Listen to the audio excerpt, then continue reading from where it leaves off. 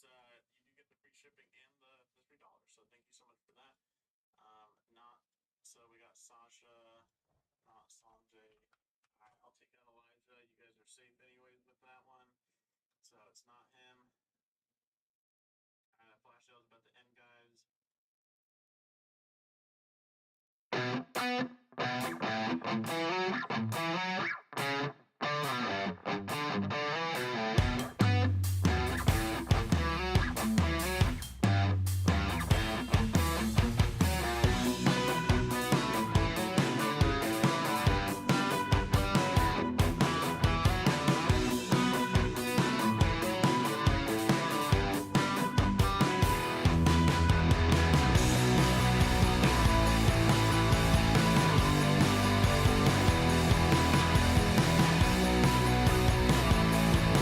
What's up, bug dude?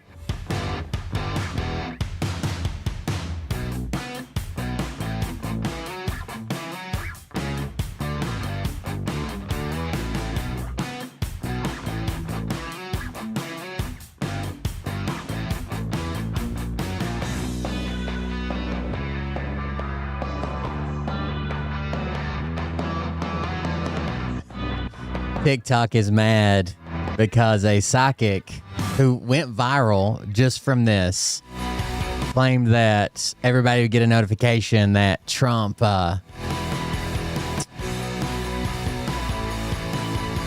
did a master delete on the Life app. But it doesn't seem like that's coming to fruition, so TikTok's freaking out.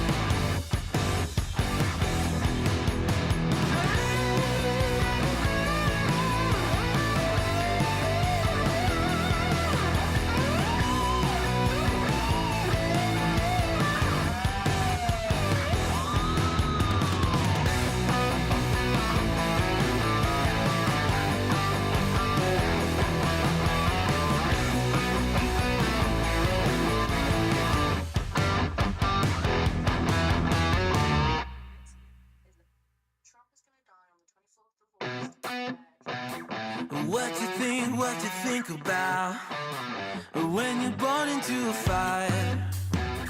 Let them burn it out. Sell them to the richest buyer. They wanna let the world decay. They tell us lies and fade away, fade away. We feel betrayed. We were raised to lose the race. Wake it through. It didn't happen, guys. It's supposed to happen today, August 24th. Listen up now, because we're never dropping out. Today was supposed to be the day. Anybody got a notification on their phone? Bigger than the doubt we've been thinking for ourselves. Never let the truth fade away. This is bigger than ourselves. We won't let the world burn away, burn away. We feel betrayed. We were raised to lose the race. Wake it through the back of the pack, kill it anyway. To play.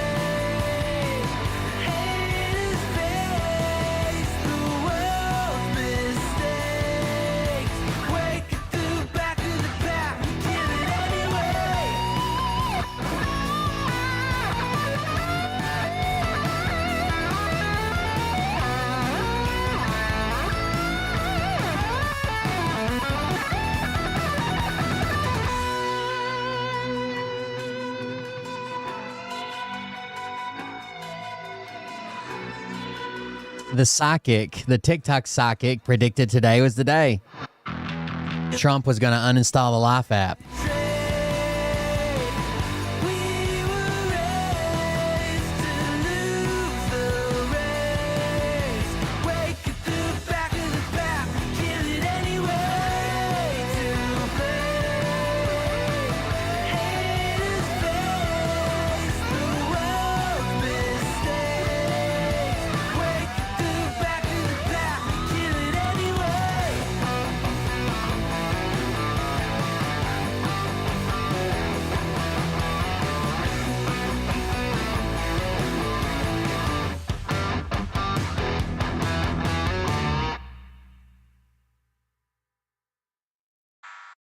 It might be worse with JD Vance, but today, that's right. I'll show you a video in a second. TikTok's mad at a psychic that allegedly predicted today was the day that we were all going to get a notification on our phone that said the president of the United States has passed away. It didn't happen. So TikTok's kind of freaking out right now. Some of it like fun, like making a joke about it. Other people are seriously upset though, like legit upset. Like they banked a lot on a psychic from TikTok. Let me close some of these tabs. We'll get started. Hey daddies, it's me, the Linda Binda from TikTok. I wanted to make this video because I wanted to thank you for watching Cold Beer Confessionals with Will Bird. I think that's just incredible. I've watched a few episodes and I'm just like very intrigued. But you know what I'm most intrigued in is Big Daddy's meat stick. I heard that it's very thick, like a good old German sausage. Linda and her coochie loves that. Oh, never mind. Let's not go there. Anyways, I hope you have a good show and enjoy it as you can. There's a lot of weird things that go on, especially when it comes from the realm of Linda Bindaland. So, enjoy the show. Thanks for watching. Peace out. Welcome everybody. I am Will Bird, and this is a Cold Beer Confessional. Thank you for joining us. Thank you for being here. I'm back. A TikTok psychic is being called out. She predicted that today was the day that Trump, I guess we can just be honest, that Trump would go to hell because that's where he's headed. But, yeah, that's what's supposed to happen today. August 24th. It does not seem like it happened. Here's one of the funnier responses.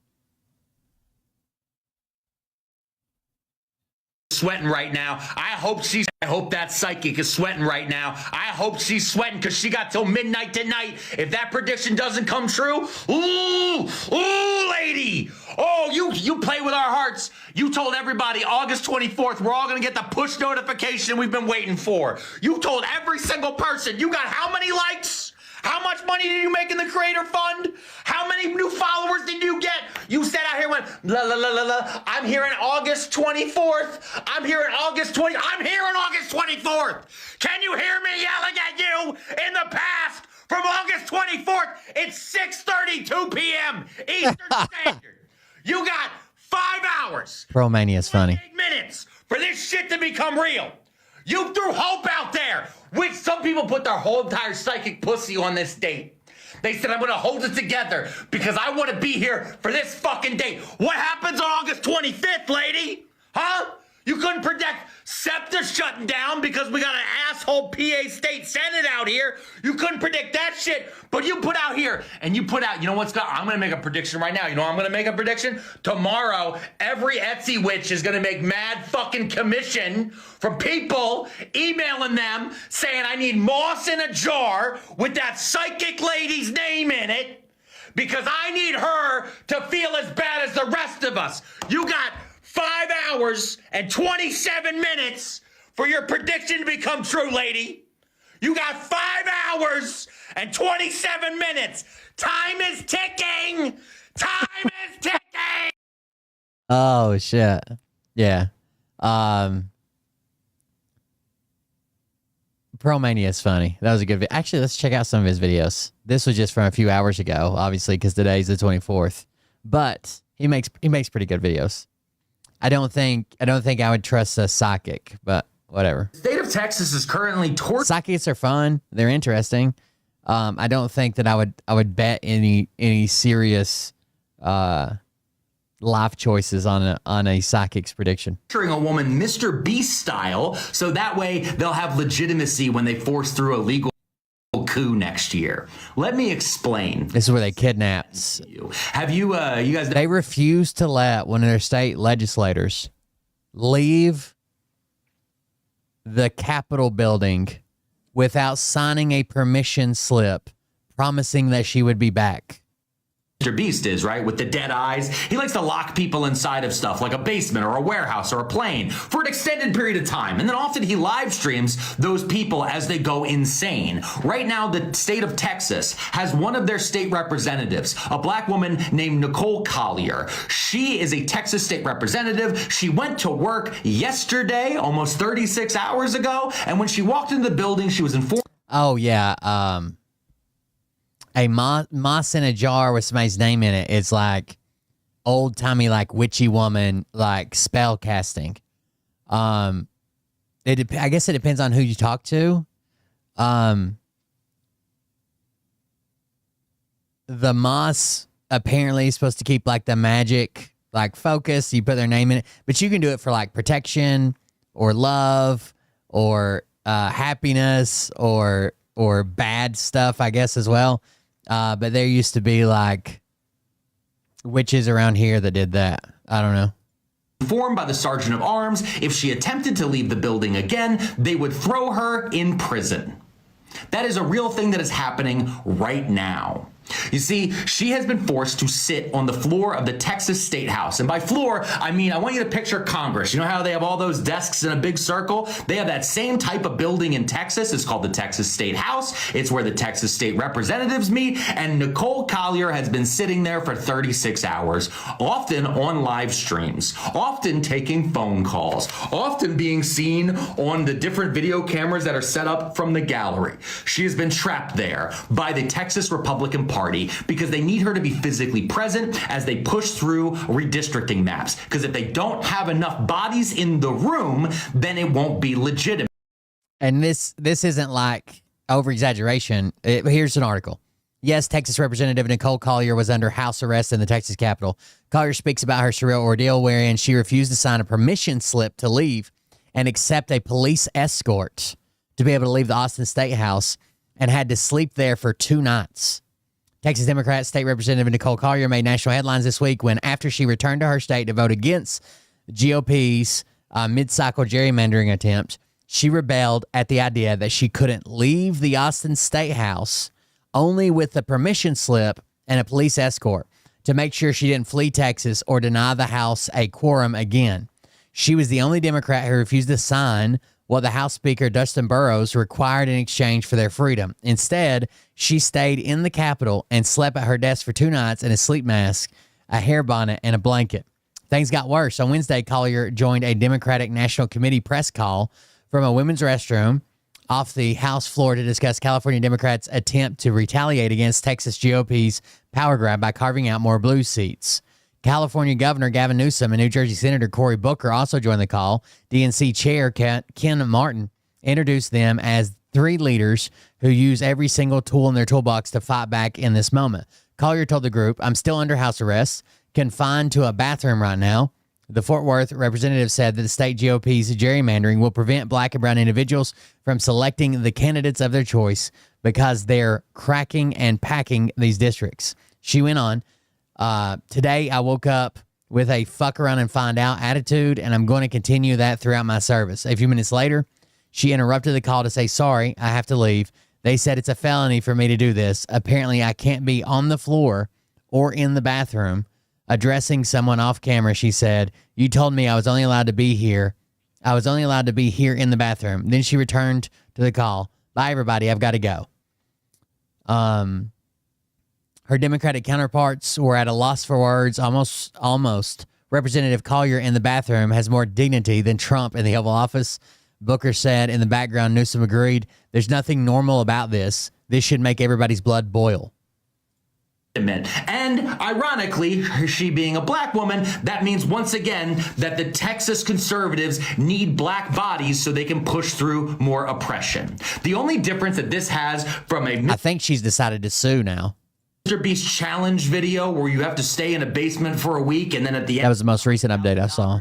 is this time she's going to be forced to stay inside the Texas state capitol for days on end. And at the end, she's not going to win a fun prize. She is going to win Jim Crow style redistricting for the state of Texas that will then be wielded against the rest of the country to make an illegitimate president and an illegitimate Congress even stronger in the future so they can start locking more of us up every single day with even flimsier and shittier excuses than the one they're currently doing to Nicole Collier. The state of Texas is currently torturing Mr. Beast style.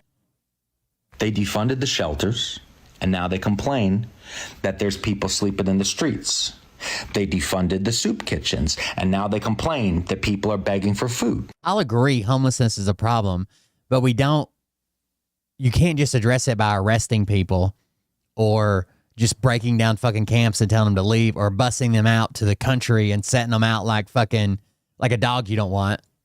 They defunded the treatment centers, and now they complain that they can see people using. They defunded the medical centers, and now they complain that they can see disabled people just trying to exist. They defunded the job centers to help people get training and to find jobs, and they complain that none of these people have any money. They defunded through whether it be DOGE, the Department of Government Efficiency, who decided it was cheaper to let everyone just starve to death than actually help them, or through the budget that they forced through the Senate and the president signed on July 4th. Through all of these options, they've shut down mutual aid Where the hell is Legend? She's supposed to tell us where we're parked. organizations. I did forget. Profits and others across this country. They've cut those budgets. And where have they put the money? Where is the money going now? The money is now being put into troop transports. It's being put into FBI and DEA agents to roam the streets of Washington, D.C. To make our fucking ICE the goddamn 13th largest military in the world. It's being put into the National Guard to guard the nation from itself. We have had boots on the ground to try to tackle things like homelessness and hunger and starvation inside this country. We have soldiers who are willing and already doing the work for that. We defunded them in the choices that this Congress and this president have made. Keep that in mind as you hear them push this bullshit in every single one of their stupid little press conferences. We had options that were not this. They defunded the shelters, and now they... Let's talk about the DC cleanup. Check this out. How is DC... So, basically, anybody that's brown enough or looks homeless enough currently in DC is being rounded up, especially if there's a language barrier. You're going to say, well, that's not true. You know, they're getting homeless. They're getting... no. They're just picking up people that fit a profile, whether they know if they're citizens or not. And then they're saying things like, oh, well, we're just going to take them downtown and you know, it's no big deal. It happens all the time. If there's nothing wrong, then we'll just let them go. What? So we arrest people, then ask questions later? Is that what's going on? What if you just don't speak great English, but you're here legally and you're at the pharmacy getting your wife's medicine after she just gave birth? Let's see how that works out for him.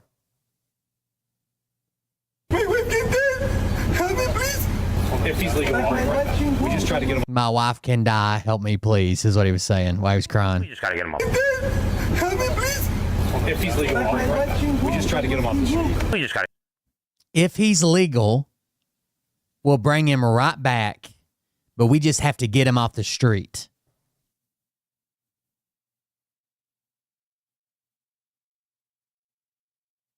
What? Just gotta get him off the street. If he's legal, we'll bring him right back. What? The man they took is Eric Montez. He was grabbed off the streets of Washington, D.C. And what did he do to make him such a menace to society? He was out picking up medicine for his wife who just gave birth. He pleads and begs with these agents, telling them, my wife could die. Oh, my wife can dead, my wife can dead, my wife can dead, my wife can dead. Help me, please. Okay. The bosses are going to make a decision when we get to the office. This is the key for open the door. It's not the end of the world for him. He's really The bosses are going to make a decision about this man's fate. Who the fuck are the bosses? They admit they don't know who this man is. They don't know his documentation status. They don't know if he's committed any crimes. This guy may be a mass murderer. I don't know. And if he is, arrest him. Maybe he's a serial rapist. I have no idea. But the fact that they don't even know.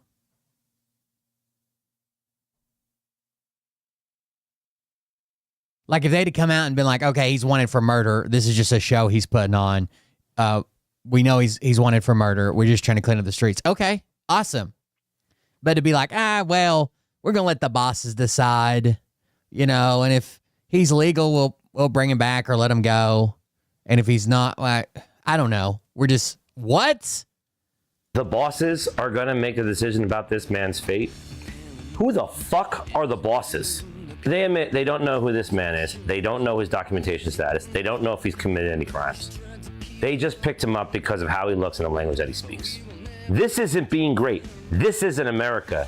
This is a fucking fascist state. That's pretty wild. No. Right? They're just fucking picking people up. Obviously, he doesn't speak great English. Obviously, he's brown. He was leaving a pharmacy, picking up a prescription for his wife, who just had a baby. Like, what the fuck? I don't know what this is. One and only. And the ladies, get a high five. Men, every kids out there, gotta give me $20 for a picture. If not, get the heck out of here.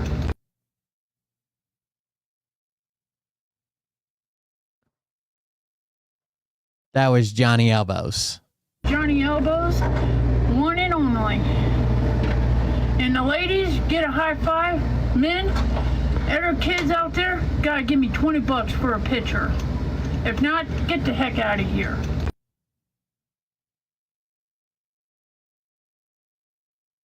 Okay. This conservative mom is finding out the hard way. Rachel is a Republican from North Carolina. She's a mom to a severely disabled son named David. He can't walk, talk, eat on his own, or see well. He needs constant care, medical equipment, therapies, That was a single ab. Nice ab. and surgeries just to survive. And Medicaid pays for all of it, including a wage for Rachel so she can take care of David at home. Uh-oh. Now, you could probably guess. After voting for a party that's been cutting Medicaid for years, she's realizing those cuts are hitting her family now. She voted to take Medicaid away from other disabled people. Never thought the GOP would take it away from her son. Federal Johnny Elbows is like an internet legend. funding is being cut thanks to Trump's policies. North Carolina is cutting even more. And services like the one that pays her, David's therapists, and his doctors are all facing an over 10% pay cut. Even bigger losses are coming down the road with a projected $1.1 billion in reductions. She wrote, Medicaid is David's village. Hey, Rachel? Why'd you vote to burn it down then? In the same opinion piece that she wrote, Fishing for Sympathy, she says, I have a pen, and you have a phone, a voice, and a vote. David has none of those things. If you still believe that your dollars should go to care for people who can't care for themselves, then you have a moral responsibility to charity. Medicaid is that charity. If you're a conservative, the absolute last things you should be talking about are charity and morality. The administration you literally voted in is the complete opposite of having great morals and being charitable. Rachel, you voted for the politician. So her son gets Medicaid benefits because of his disability, and she also receives a check, like as if she worked a job to stay at home and take care of him, like as a caregiver. That vowed to get rid of the programs that you and your family depend on. And then to vote for Trump.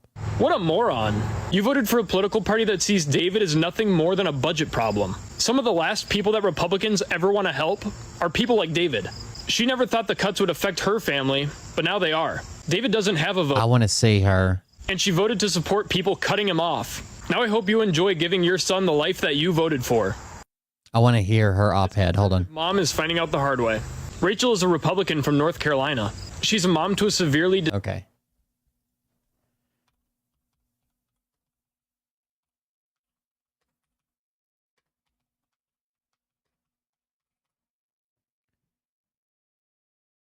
It's in the New York Times.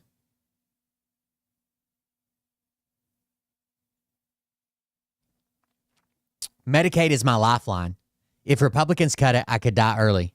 Rachel Phipps is a down-home North Carolina member who lives with 2 chronic illnesses.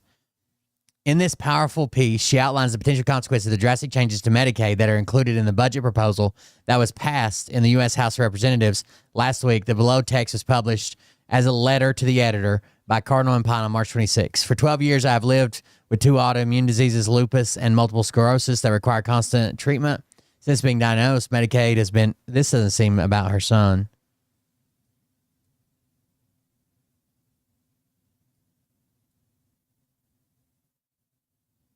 This is another one, but this affects her instead of her son. Okay.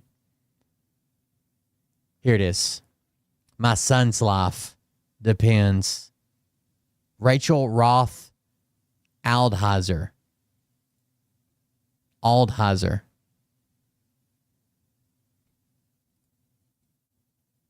on just a second. I gotta go to the Wayback Machine.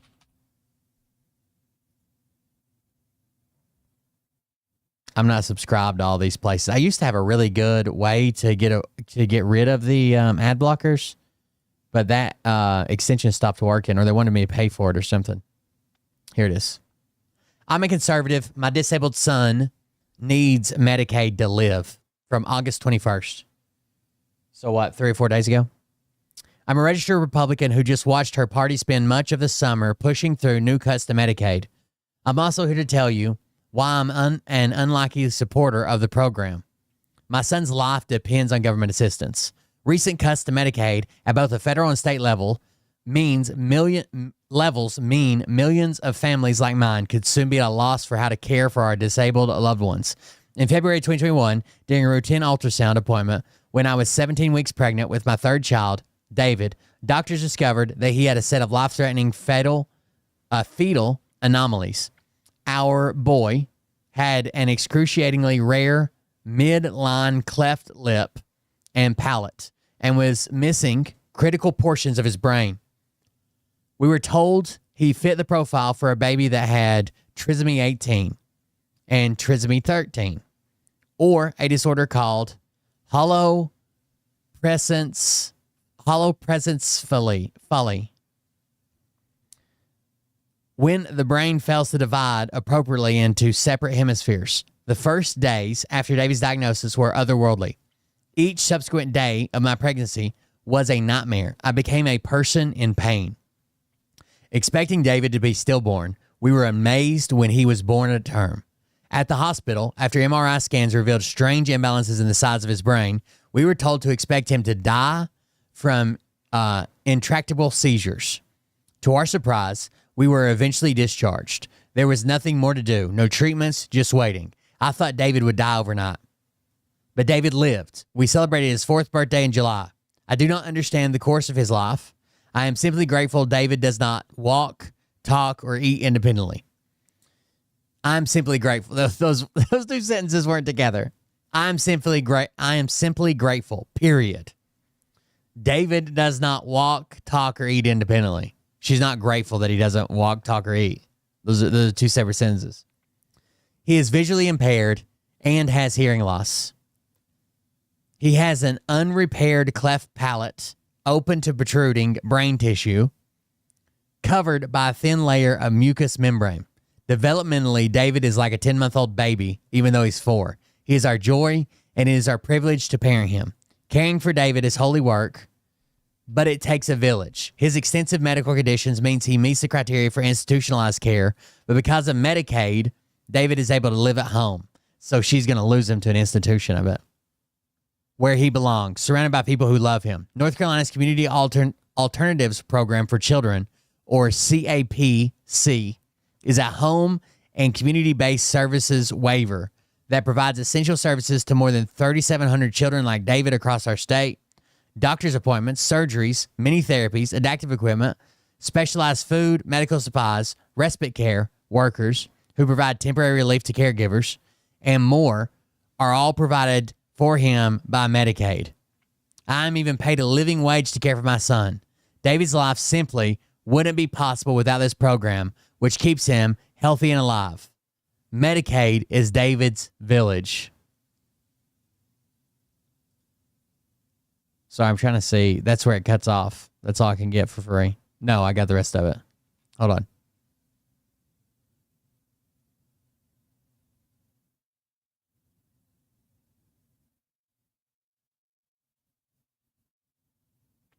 The White House insists that the passage of President Trump's domestic policy bill won't affect programs like David's. I know better. North Carolina's CAPC program, CAP-C program, is majority funded by federal dollars. States must now consider how to meet anticipated budget shortfalls when federal Medicaid cuts take effect over the next few years.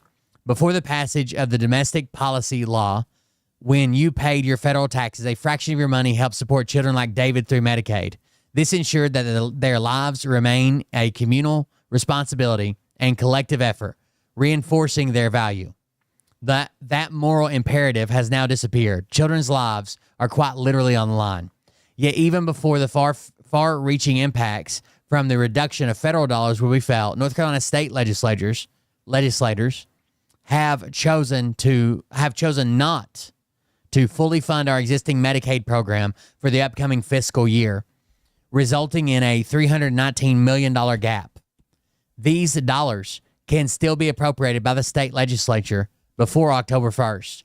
But if this funding goes unmet, there will be real-world consequences for David and for people like David and me and the rest of our Medicaid village. North Carolina's Medicaid program recently shared a variety of potential solutions that may be used to mitigate this funding loss. While CAP-C appears preserved for now, provider rates are set to be cut across the board by amounts ranging from 3 to 10%. So her check is going to be cut across the board from somewhere from 3 to 10%. That's before the federal cuts. That's just the state saying, hey, we anticipating not getting as many federal dollars this year, so we're going to go ahead and cut what we can. I'm a Medicaid provider because I am paid to care for my son, as are my son's physical therapists, occupational therapists, primary care physicians, specialists, case managers, and others.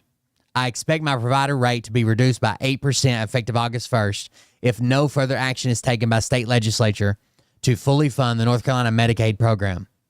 This only fuels more concern about the next round of funding, cuts that will result once Mr. Trump's policy law takes effect. Like all states, North Carolina's Medicaid program operates by having the federal government match its state spending. So the real impacts of these reductions will be much larger than $319 million. One source estimates that North Carolina will experience a $1.1 billion total reduction in Medicaid services from state and federal. Let me be clear. North Carolina's Medicaid program is being voluntarily reduced, even before federal Medicaid cuts take full effect as a result of Mr. Trump's signature policy act.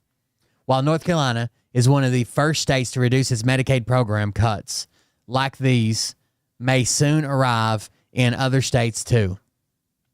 Families like mine, she needed a comment there. Families like mine are struggling to make sense of this rapidly shifting landscape.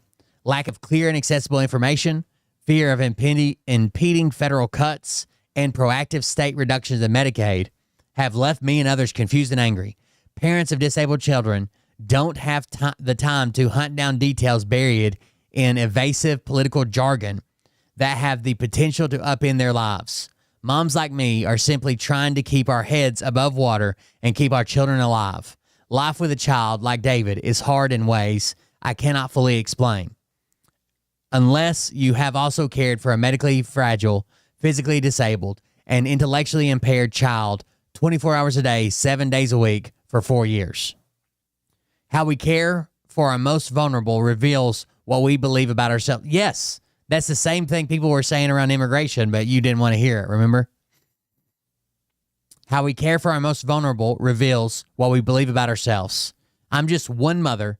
David is just one child, but this affects your neighbors. This affects you. At one point or another, most of us will lose our independence, health, rationality, and will. Eventually, we will rely wholly on someone else to care for us. Dependence, weakness, need of others, these are features, not bugs, of the human experience. We can testify to this reality with our dollars, knowing that one day we too will be in need like David. I have a pen and you have a phone, a voice, and a vote. David has none of these things. If you still believe that your dollar should go to care for people who cannot care for themselves, then you have a moral responsibility to charity. To charity? Medicaid is that charity. Whether you live in North Carolina or elsewhere, we all have work to do. Call your state representative. Ask them to do to others as you would have them do to you. And remember my son and others like him when you do it. Damn. Imagine voting for Trump and then getting this back as thanks.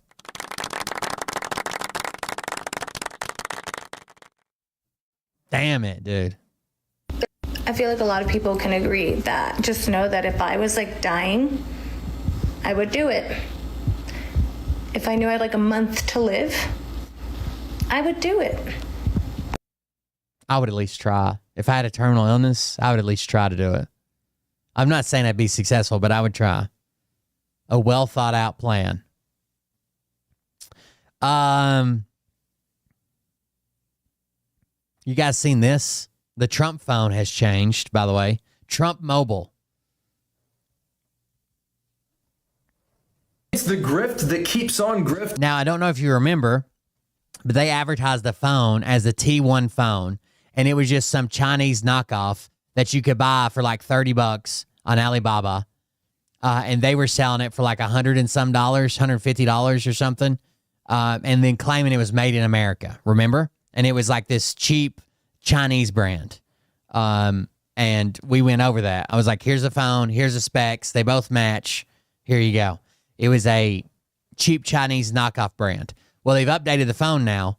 And they're still claiming that it's made in America. The Trump mobile phone is almost here. The T1 phone is powerful, sleek, and built with the features you need the most. They also discuss how it has American hands behind every device. But speaking of the device, this... You guys recognize that phone? I do. Because it's a Galaxy S25. With a case on it, the same case that I have, a Spigen, I think's the way you say it, S-P-I-G-E-N, Spigen case. And the Photoshop is so bad, they forgot to remove the Spigen logo.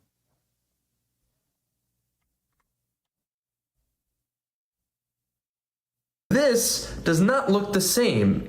A couple of weeks ago, the That's the Chinese phone. One phone looked like this. That's completely different. And in fact, you think the Galaxy Samsung Galaxy S25, which comes in, I think, for the lower end model, not the Pro or whatever, not the Ultra. What, it's like $1,200-$1,500 probably.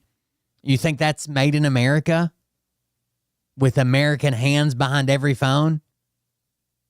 So completely different that this, and they're going to sell it for $150, is a Samsung Galaxy S25 with a Spigen case on it. How do you know that? Spigen? That it's a Spigen case? Well, they didn't Photoshop. They forgot to take the logo off.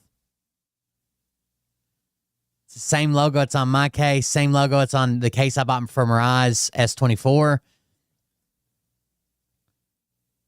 They forgot to take the logo off. I was going to show you guys the logo, but it's hard. I wouldn't be able to show it on this. But it's kind of like this, almost like a square turned on edge, but it's made out of 3 dots. Hold on, I'll just Google the logo. So you can see something here, obviously, in the flag, first of all, right? In the flag, there's something there. It's like these circles that almost form like a square on edge or a diamond. So close that. Spigen.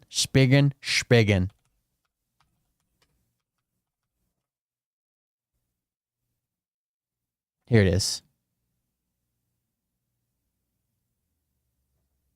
So this is their logo, right? So it's the three circles kind of attached, and then one circle by itself, and it's turned on edge to make a square into like a diamond shape.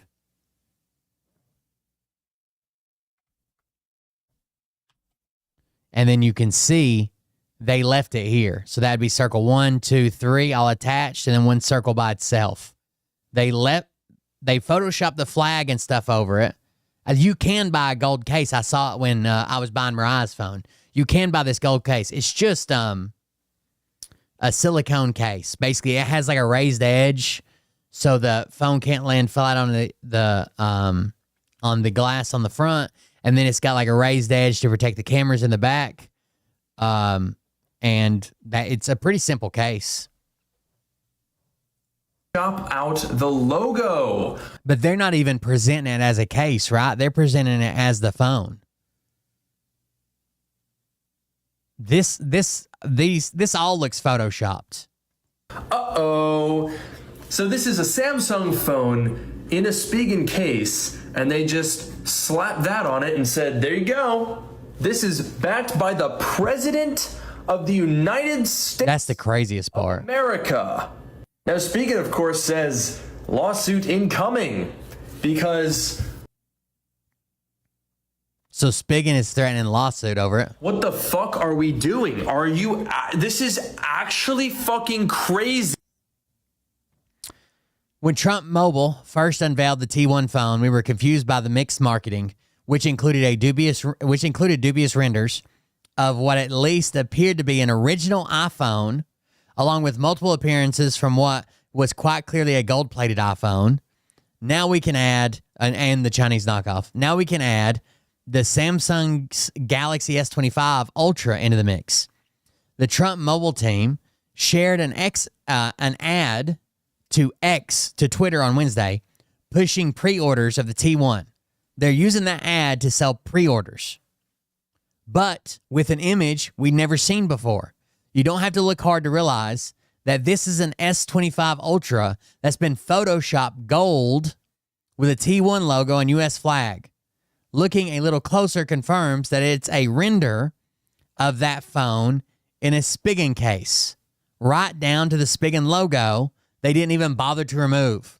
It's a remarkable choice because the S25 Ultra looks even less like T1 phone's official renders than the iPhone the company has previously used in promotions. Even Spigen noticed the dupe and saying what we're all thinking in his reply on X. Bro, what? The new X post promises the wait's almost over for the T1 phone, which originally advertised launch dates of August and September. One in the press release, the other on the site, but now lists no date at all. The company also no longer claims the phone will be made in the USA, instead saying, quote, there are American hands behind every device, end quote. The phone has shrunk dramatically since launch too, now promising only a 6.25-inch screen, way down from the 6.78-inch display described when it was first announced. What the fuck, dude? What is going... The President of the United States supports this. By the way, they deleted the post.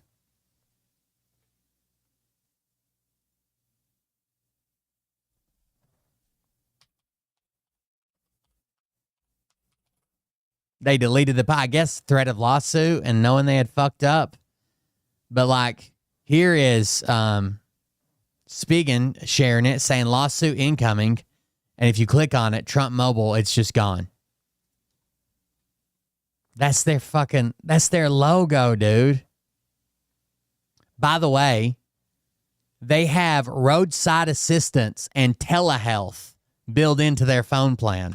Who do you think they're targeting with roadside assistance and telehealth? Would it be a younger market? Is that what they're trying to tap into? Telehealth built into your phone plan. He's still so salty.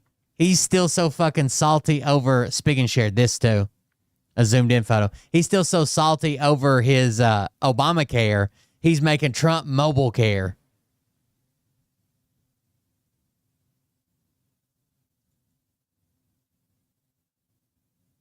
They will not show pictures of their actual phones, which is what's wild.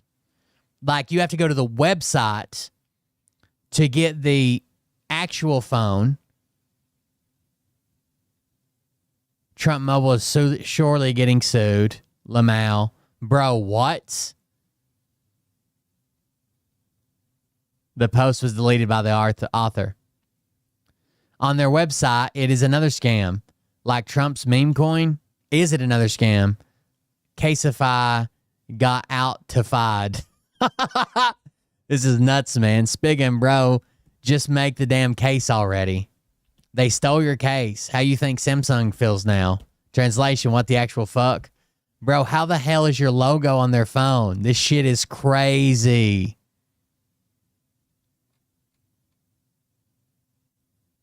Did they delete everything? Hold on. No, Trump Mobile still exists. Nationwide network that protects your phone. An unlimited plan on a nationwide network that.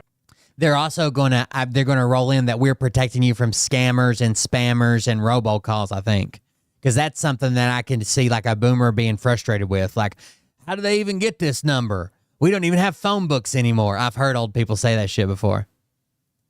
Unlimited plan on a nationwide network that protects your phone and. Yes, coverage map still said Gulf of Mexico. Protects you. Join us. But they took it down. Mobile.com.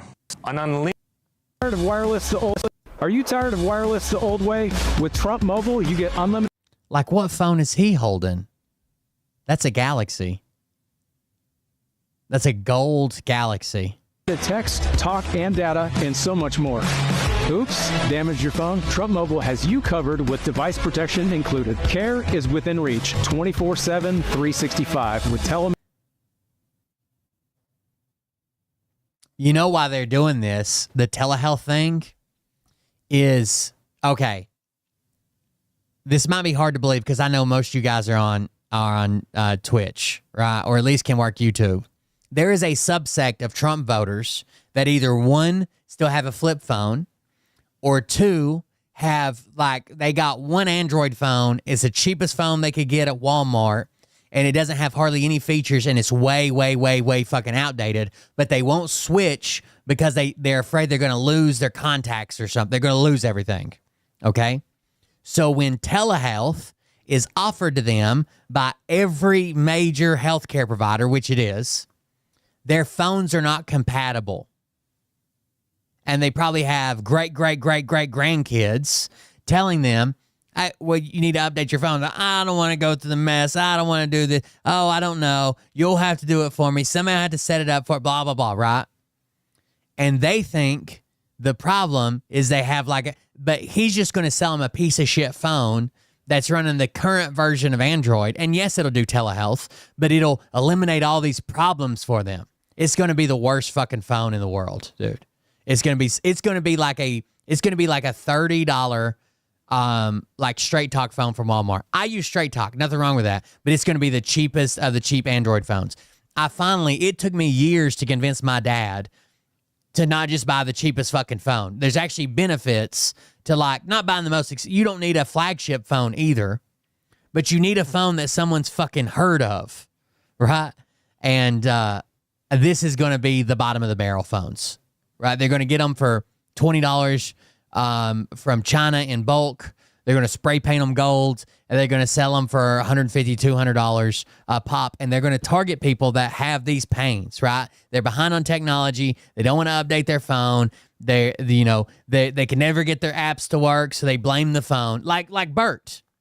You ever notice Bert can't do anything online, and he's like, Rumble Studio, Facebook, this is no, it's you. You're incompatible with the internet. But it's easy to just say this app or this interface or this program isn't working. No, you're incompatible with the internet, and Trump is going to sell it as if this fixes that. Medicine care and mental health. When life throws you a curveball, Trump Mobile is there with convenient roadside assistance. All part of America's new wireless freedom. Just $47.45 a month. Join us today at TrumpMobile.com. The future. Why wouldn't they make it $45, $47? Because they could squeeze $2 more a month out of you? Wireless is here. Are you tired of wireless the old way? With Trump Mobile, you get unlimited text, talk, and data, and so much. Does this come with the Wi-Fi app? Escobar Trump phone. When will Trump's mobile phone be available on the market? I think I'm gonna buy one just as a gag. I love it. Far away from Germany. Just waiting to buy a new phone. Win T1. Win Trump or Tesla phone. Don't want those Chinese spyware or Apple anymore. Are you retarded? What do you think it's going to... Do you think they're going to run their own operating system? It's literally going to be the most generic version of Android ever. You're going to run the Trump operating system on your phone? Don't you think it's time wireless service got a lot better, did a lot more, gave you more for your money? That's why we started Trump Mobile. A revolution in so anybody can do this, right? If you have enough money. So basically, the law in the United States is to keep from having a monopoly on cell phone is like a percentage of towers have to be open to third-party providers, right? That's how Straight Talk exists. That's how Boost exists. That's how Cricket and all Mint Mobile, all these other exist by piggybacking off other people's towers. The infrastructure's already there. They just piggyback off those towers and they pay a fee. So like I use Straight Talk because it's cheaper than Verizon, even though it's the same thing as Verizon. It's really weird, but anybody could do this with enough money. It's just Trump sees money coming in, right? You pay them $47, $45 a month. They're probably paying, I don't know, $5, $6, $7, $8 a month to piggyback off the towers. And it even looks better that old people don't use nearly as much data. Phone calls don't use hardly any bandwidth, right? It's all the data. That's why Verizon Wireless ended up kicking everybody off their unlimited data. Even if you're grandfathered in, eventually they still kicked you the fuck off after years and years and years and years. But these old people aren't going to use hardly any data. This is the best customers for like Verizon, right? They're not going to use hardly any fucking data. Where are they going to stream Trump rallies? Doctor's appointments? God.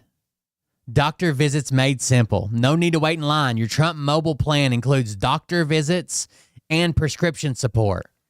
So you can handle common health issues from your couch. You could do this already. You can already call a helpline and ask what you should fucking do. Right?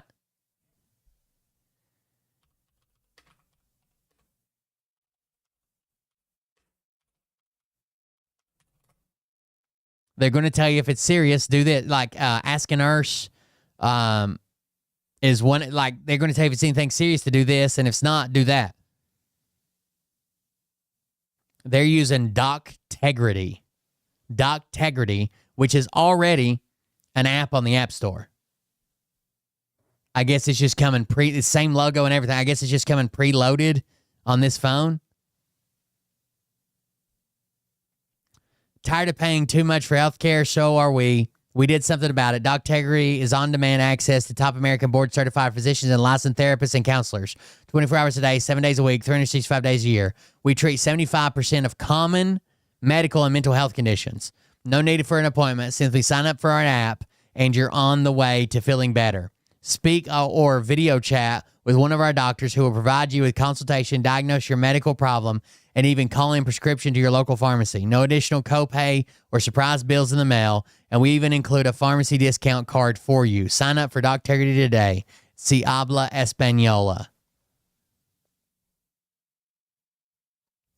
This is great for you to use if you want them to sign you up for a plan without telling you what it is or how much it is, and then seeing them charge you every paycheck when you never approved anything.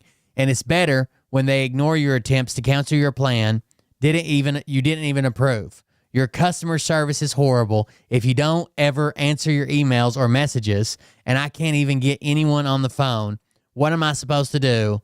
I'm 76 years old, would never recommend you crooks to anyone. I had an appointment scheduled, and they didn't show up for almost 2 hours. The doctor then basically said, "You're fine," and left. Lots of good reviews. Doctegrity has a 2.7. 2.7 for average reviews. I should have known my company wouldn't have given me a good perk. I tried to schedule two. So company, this guy got it through his company. Tried to schedule 2 separate appointments for my daughter. One never got a call with, and the second was supposed to call yesterday between 6 p.m. and 8 p.m. They called this morning at 5 a.m. and surprisingly, I missed it. Does not work on my cell phone. So few downloads as well that I wonder how legit this app even is. They probably only invented this for the Trump phone. They took 8 hours to call me back. It won't even open the app on my phone. They got it 2.7.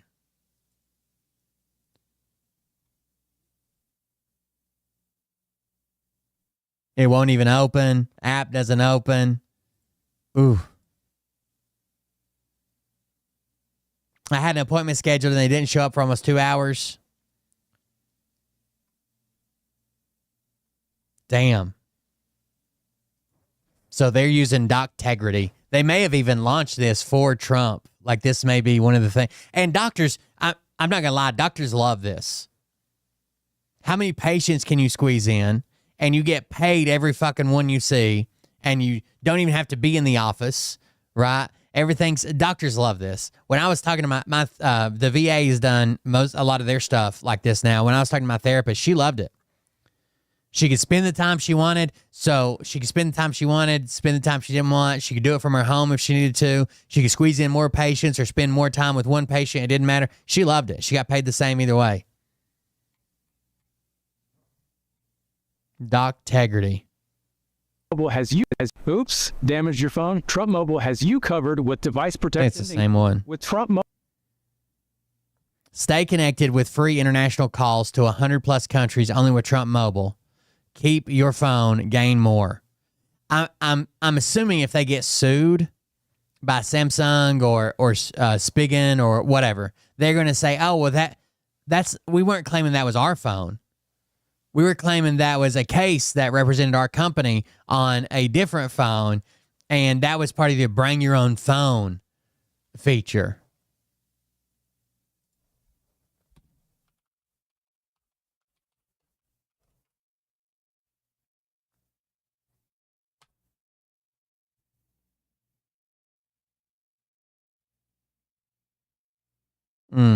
Doctegrity.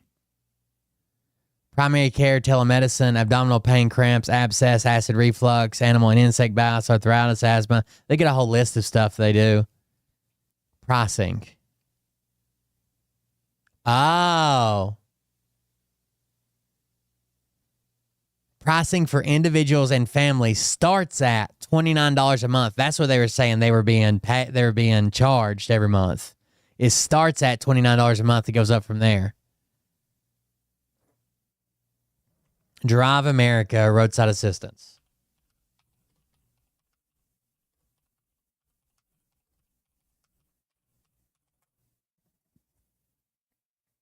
The gold phones for sure.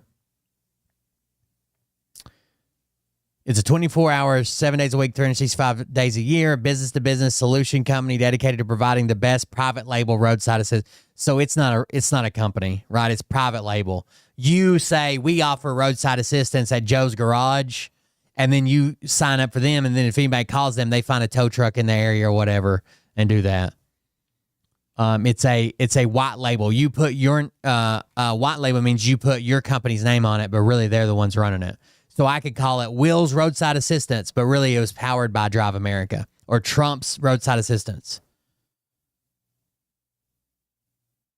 God damn, this is our fucking president, dude. Unlimited data includes 5G LTE with speeds reduced after 20 gigabytes. Unlimited texting may be subject to data limits. Roadside assistance and telehealth services provided by third parties. Visit TrumpMobile.com for more information. That's their Chinese phone, right?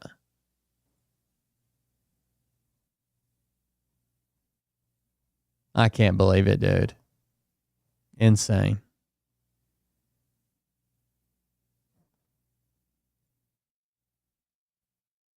And it's not even a good price. This is what I pay $45 a month a piece for Straight Talk, unlimited everything. So it's not even good price. Whatever.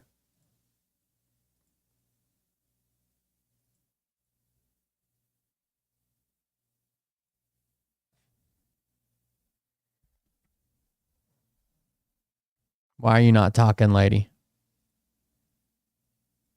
This secretive billionaire network, co-founded by JD Vance, is giving rich tech bros even more influence over our government. It's called Rockbridge Network, and insiders say it's one of the most influential conservative groups operating today. In 2019, Vance co-founded the political donor network alongside conservative publisher Chris Buskirk. It's funded by billionaires like Peter Thiel, Rebecca Mercer, Rockbridge, and the Winklevoss twins. With this supposed basically, you pay $1 million to become a primary member or whatever, and you can decide how the country goes forward. Goal of spreading Trump's brand of nationalism across the U.S. by pouring money into right-wing media, state legislature races, election polling, conservative companies to create a parallel economy, Christian political activism, and legal challenges against voting laws and government policies they find unfavorable. The invite-only membership costs $100,000 for a limited partner, but if someone wants even more influence, they can pay $1 million to be a principal partner. In 2024, the network had roughly 150 members who poured $75 million into shaping the outcome of the election. Most of them are Silicon Valley and Wall Street investors who have a lot to gain by further tipping the scales of power towards wealth. It is if you're 75 plus. 20 gigabytes, you're like, they could use that for the year. People like themselves and against everyday people. Think tech investors who want less regulation or want to weaken the U.S. Securities and Exchange Commission, which regulates Wall Street, or reduce oversight of crypto or AI. And they hide their funds behind nonprofits, donor-advised funds, and super PACs, making it hard to track the money. Even their events are secretive. Everyone should care about this because this shadowy group is silently infiltrating our government, undermining democracy, and tipping the scales of power even further towards the tech oligarchy, which already exerts way too much control over us. This secretive billionaire network, co-founded by JD Vance, is giving rich tech bros even more influence over our government. It's called Rockbridge Network, and insiders say it's one of the most influential conservative groups. Rockbridge.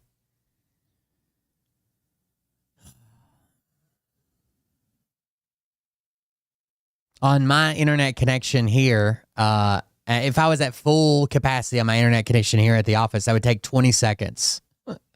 Take 20 seconds to blow through it. Anyways, be looking for Rockbridge to blow up. They're pulling the strings. Of their shareholders. So that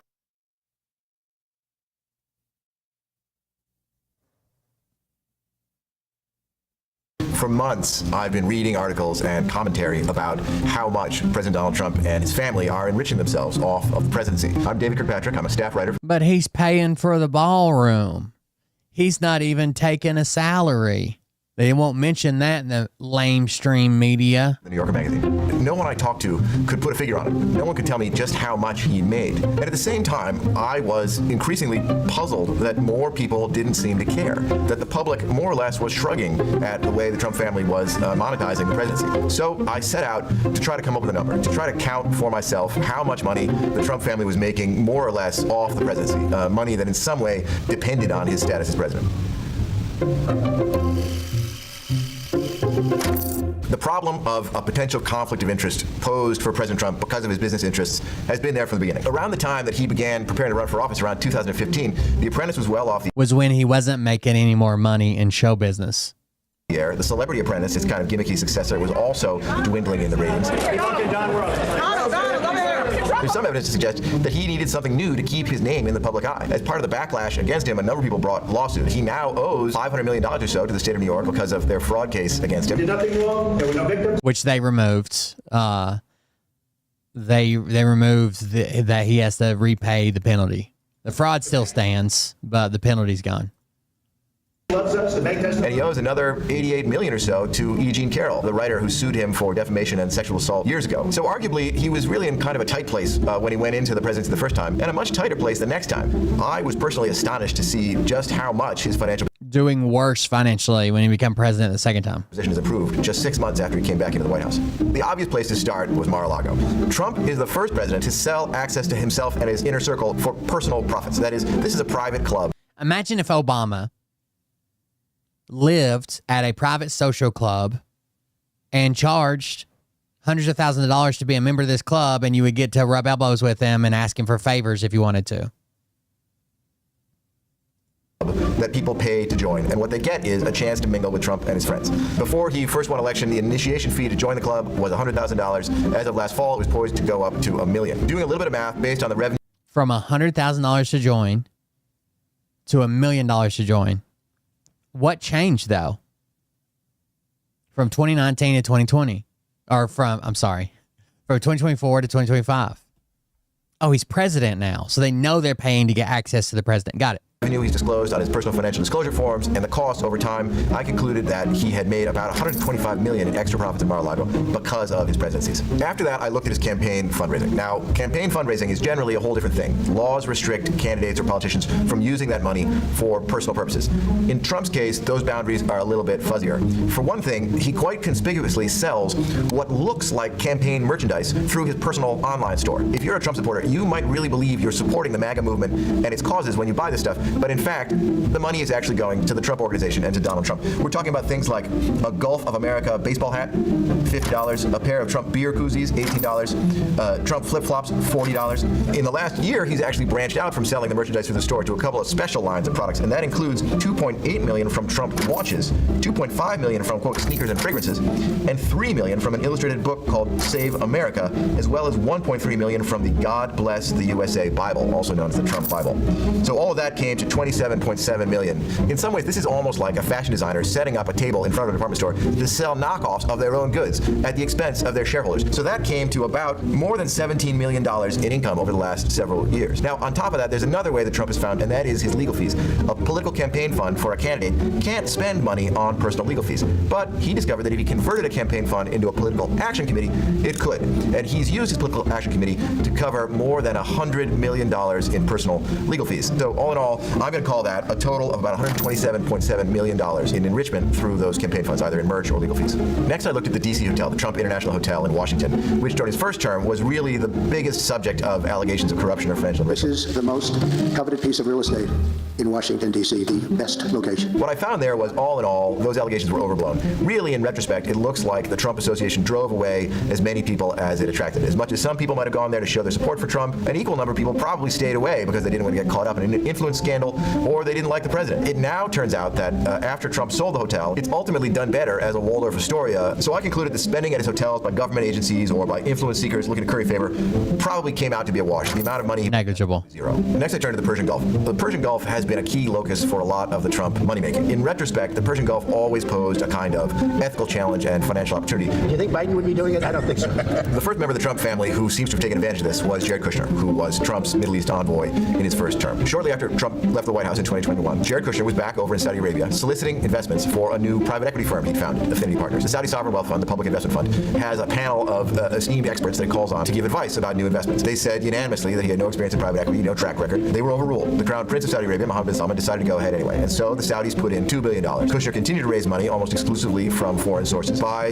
the end of last year, he brought in a total of $4.8 billion in assets under management. Quite a bit of that also from the United Arab Emirates and Qataris. Just from management fees, he would earn the equivalent right now of $320 million over the next 10 years. Then I turn to... I think that's from the general fund. I saw a lie about that. It was the stupidest story.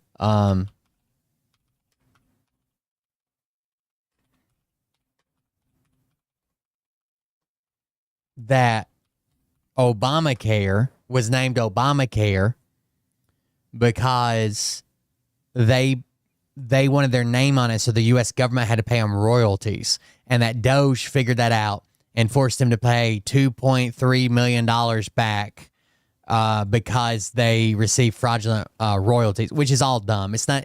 Obamacare is this nickname, right? It's called the Affordable Care Act. But that was all bullshit anyways. It was just a bunch of Trump supporters spreading it. But I've not seen any of that.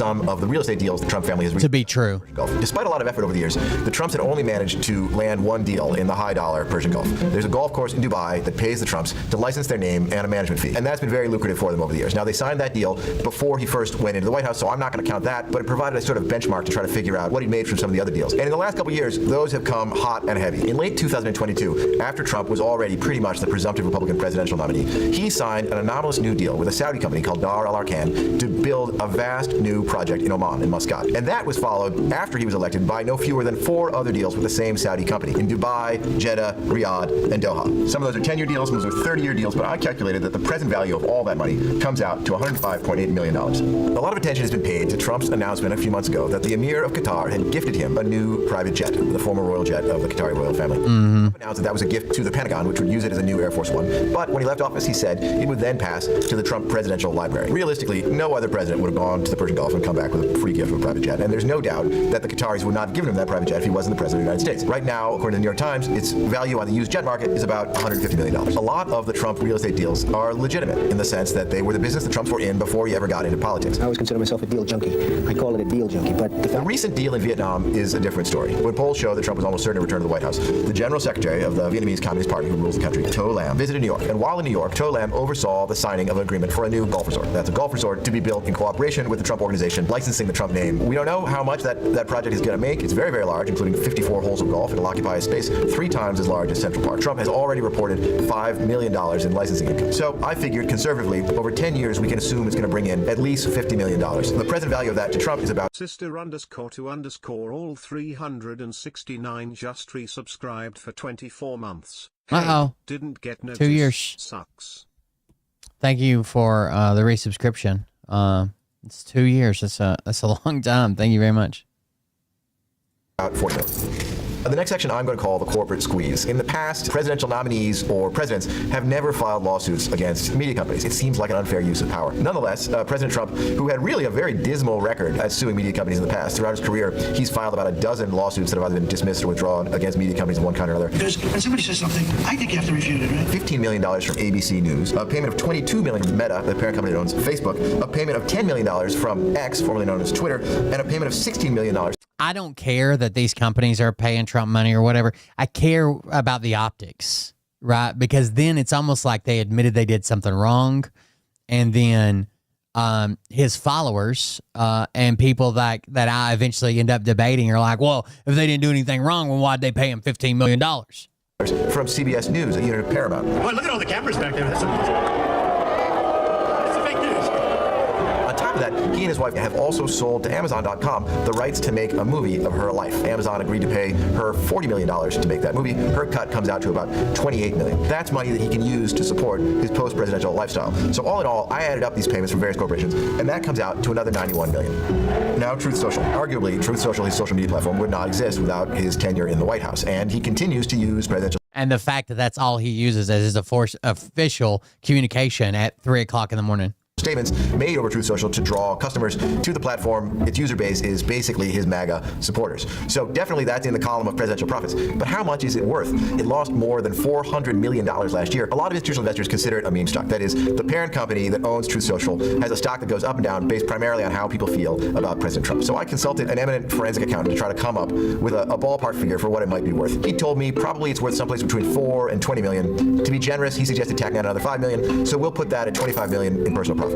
Donald Trump Jr., the president's oldest son, recently made news by circulating plans to create a new private club in Washington, D.C. to be called Executive Branch. The most notable thing about this club is that its members include Donald Trump Jr. and a number of other people close to the president. At an opening party in June, they drew at least 7 cabinet members. The club made a lot of headlines by asking for initiation fees that range as high as $500,000 a person. 20 founding members paid that high initiation fee. Another 180 or so initial members paid a much lower initiation fee of about $100,000. They said to me convincingly that probably they don't really expect to make money, that their operating costs will pretty quickly burn through all of that. I'm not going to add that money to the Trump's personal profits. At the same time, Donald Trump Jr., who's setting up that club, is also in business with another one of the founders, Omid Malik, a financier. And that relationship is much more lucrative for him. Omid Malik also runs a venture capital firm called 1789 Capital. Last fall, Malik brought Donald Trump Jr. into the firm as a partner. I talked to consultants in the business who guessed that he's probably making about $200,000 a year. On top of that, the fund has raised about $1 billion. The partners split about 20% of the profits. I calculated that the present value of the money that Donald Trump Jr. stands to make from 1789 Capital comes out to $19.6 million. Much of the money that the Trump family has made in recent months has come in the form of crypto, which is something that the president himself used to. More money than you could ever fucking spend in a lifetime.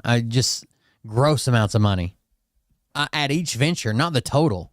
Be quite skeptical of. The United States will be the crypto capital of the planet and the Bitcoin superpower of the world, and we'll get it done. He got into releasing NFTs, non-fungible tokens. America needs a superhero.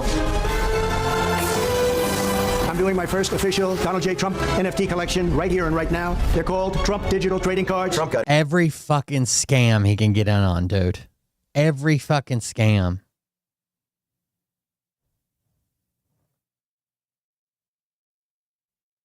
into this business in 2022 and began selling a variety of cartoons of himself. Trump, as a biker with a guitar, Trump as a muscly superhero. We calculate that with another NFT sold by his wife, that comes to $14.4 million.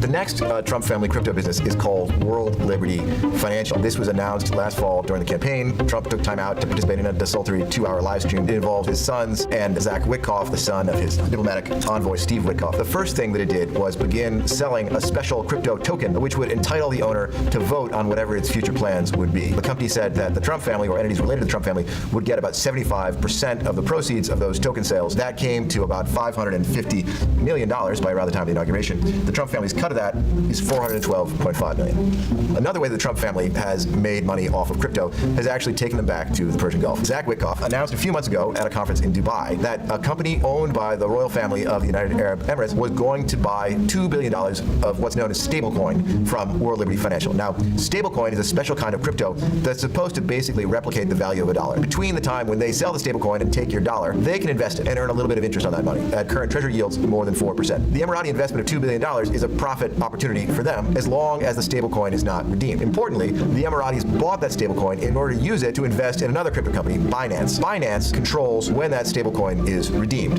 I'm going to assume that Binance is not going to redeem that stablecoin while Trump is still in the White House. I calculated that by the time Trump leaves the White House for the second time, World Liberty Financial will have made more than $280 million in interest on the deposits behind that stablecoin. Trump $280 million in interest.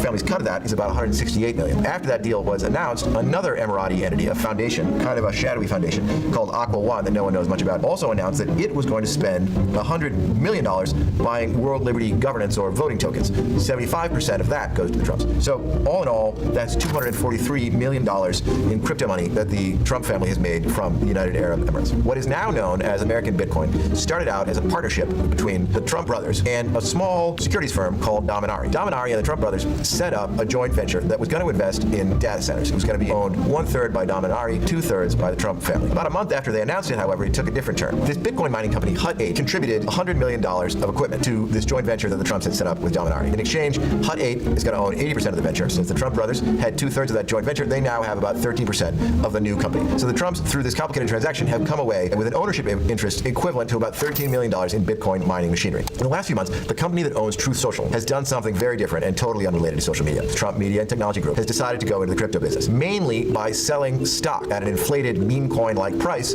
just because of their association with the presidency. It's really happening. Bitcoin is really happening. Crypto generally. The company has capitalized on the irrationally or unusually high price of its shares to sell stock in order to raise money. And with that money, they've gone out and bought Bitcoin. Trump Media Technology Group now holds about $760 million in cash, and on top of that, about $2.3 or $2.4 billion in Bitcoin. Trump now holds about a 42% stake in Trump Media and Technology Group. I'm going to say that 42% stake in the company gives him about a 42% ownership interest in its pile of Bitcoin and cash. After all, the company could feasibly just sell all of that and dividend the money to shareholders.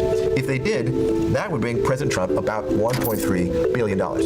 The Trump family's last crypto business is really remarkable. 8 years after the family first said that it would never do anything even perceived as exploiting the presidency, I think this new venture has distilled that exploitation to its purest possible form. What they've sold is known as a meme coin. That is a form of crypto, a form of cryptocurrency that doesn't even really purport to be anything more than a novel. You can't even do anything with, like, you can't buy, sell, and trade with it.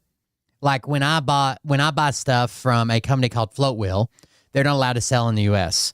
because Future Motion, who makes the One Wheel, has all these patents locked up, and they're very anti-consumer and anti-competition, right? So I have to use a website that is based out of Russia. It's floatwheel.ru. I use that website, place my order. I have to pay through US dollar coin. Basically, it's a stable coin that's always 1-to-1 with US dollars. So I have to change cash into USD and then USD to make the purchase. But you can't even do that with Trump's. The entire purpose of owning it is just to own it. There's nothing to do with it. Novelty or a gimmick or a kind of online joke. It's just sold as a bit of fun. In this case, the fun of paying money to President Donald Trump. After introducing the meme coin shortly before the inauguration, Trump came forward again in April and announced that in fact he was going to host a private dinner for the top 220 holders of his meme coin, re-incentivizing people to go out and buy as much as they can. Now I was there to try to watch the attendees come and go. By that time, we estimate that the revenue that he brought in through sales of the meme coin, some trading fees, and another meme coin sold by his wife had come to at least $385 million. Just the trading fees when it first launched was like they made like $12 or $15 million of it. Give the president the benefit of the doubt in fees, right? Just the fee it costs to buy, sell, and trade the coin. Turn. I've used present value calculations so that I'm not counting money he's going to earn in 30 years and money he's earned today. And I've tried to come up with a baseline. So in all likelihood, he's actually going to earn a lot more than this. I asked myself, why does it matter? You know, a lot of this stuff is publicly disclosed. He doesn't make any secret of his money making. In some ways, the people that he's squeezing the most out of are his own supporters. Adding it all up, I come to about $3.4 billion. The thing that stands out after tallying up all this money is just the almost desperate eagerness. It's as though the Trump family really is not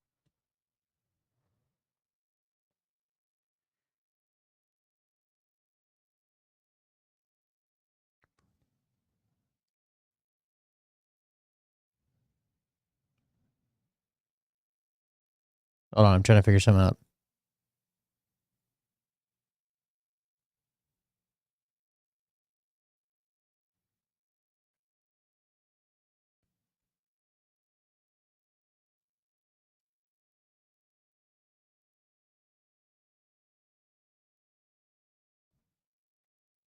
If he wanted to spend the total amount of money that he's made, the $3.4 billion, if he wanted to spend it while he was president over 4 years, right, over the next 4 years, starting the day he went into office, he would have to spend $2,327,173.17 a day.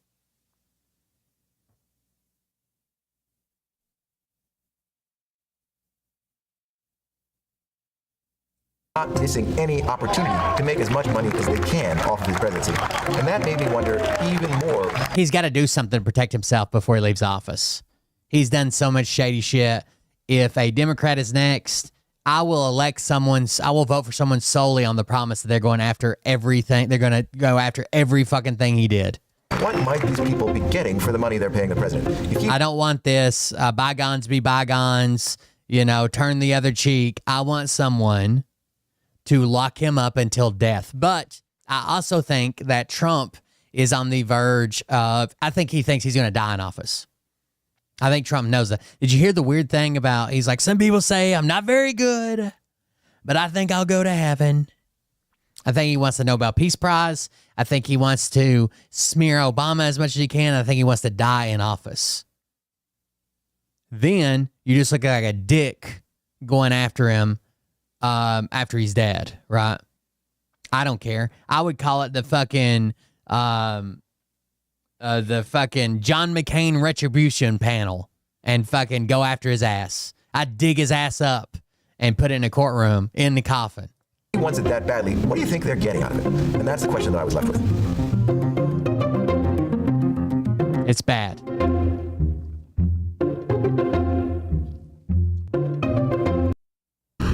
Weeks into their Washington deployment, National Guard troops at the center of photos, criticism, and one woman even apologizing for what Trump called them in to do. Sorry that you're probably having. Now, according to U.S. media reports, the Trump administration has been planning for weeks to send the National Guard next to Chicago. You will find it's going to be hard to engage with these people. As much as I support the troops, as much as I served or whatever, especially in the National Guard, even more so, you're going to find a lot of right-wing people, 100%. Trump supporters or just right-wing or think that they're doing it for the good of the country or we got to secure this or we got to stop crime. A lot of gung-ho. And I think you might need that, right? I'm not afraid to say that when I was in, it was almost like brainwashing. Like I was ready to go to war. I was ready to serve. I wanted to go more. I wanted to go back. I signed up multiple times to go back. And I think you might need that. If you get to the point to where you're overseas doing a mission, you're like, what are we even here for? That's got to be bad for the mission, for you, for survivability. But it's going to be hard to engage with these people on the street and be like, you guys know you're not supposed to be here, and like convince one of them. It's like, oh well, I'm going to quit, or so. I don't know what the goal is, but. Chicago as early as September. A move Trump previewed on Friday. We'll go ahead and we'll straighten out Chicago. By the way, did you see the guy with the World Cup or whatever? He's like, this trophy can only be touched by the people with me, the president, and the winners, and this is specifically for the winners because Trump stole the other trophy. Trump stole the other trophy from the fucking soccer tournament they had. He stole it. They had to make another one to give to the winners. Just like we did DC. So this guy made it clear that this trophy was for the winners. Chicago's very dangerous. Thank you. Thank you. Trump appears to be targeting cities run by Democrats, describing them as crime-infested, unlawless hellscapes to justify his plans. His administration dismissing protests, demanding they stop. I think you hear these guys outside here screaming at us. Of course, these are a bunch of crazy protesters. We're going to ignore these stupid white hippies that all need to go home and take a nap because they're all over 90 years old. It's not just Chicago Trump's threatening to target next on... We're going to ignore these stupid white hippies that all need to go. The stupid white hippies that are all over 90 years old. Which party do you think has youth? Home and take a nap because they're all over 90 years old. It's not just Chicago Trump's threatening to target next. On Sunday, he warned he could send the National Guard into Baltimore to quickly clean up crime, but the state's governor is pushing back. Maryland's had amongst the fastest drops in violent crime of anywhere in the United States in the past 2.5 years. In a letter, he invited Trump to join him on a public safety walk. Trump 90-year-old white hippies shot that down, saying he'd send in troops first, writing, I would much prefer... They should never let Stephen Miller speak to the press. It is always bad. That he clean up this crime disaster before I go there for a walk. He seems to enjoy living in this blissful ignorance. These tropes and these 1980 scare tactics. I live here for 40 years. Outside the train station, Americans split. Who gives him all of this unlimited power? It's scary. I feel safer. It's like you know that someone's protecting you. This doesn't feel like it's an uprising that needs national attention. I do feel safe today, but I really feel we need to maintain our freedoms here in our country. The Democrats' House leader says that Trump has no authority to send troops to Chicago. And of course, Trump doesn't have power in places like Chicago and Baltimore as he does in the capital to take over local police. Yeah, Ian, the Washington Post says the Pentagon has spent weeks mapping out plans to target Chicago's crime, homelessness, and undocumented immigration. And if the operation's approved, it could be similar to when Trump deployed National Guard troops to LA over protests about immigration raids. Chicago's mayor says that he's taking Trump's threat seriously, but is warning that his city will take legal action if the president goes ahead and sends troops in. Ashley Burke in Washington. Of course. And then the last one. Famous internet lolcow dead at the age of 34. You guys have probably seen him, like memes and like pictures of him, and you didn't even know who the fuck he was. Or you might know him. Some of you guys are gonna know who he is. King Cobra JFS rip. But for real? He's gone? No! It was real? King Cobra JFS has passed away. He was 34 years old. God, I hate that. No. It's been confirmed by Josh's father, Clint, too.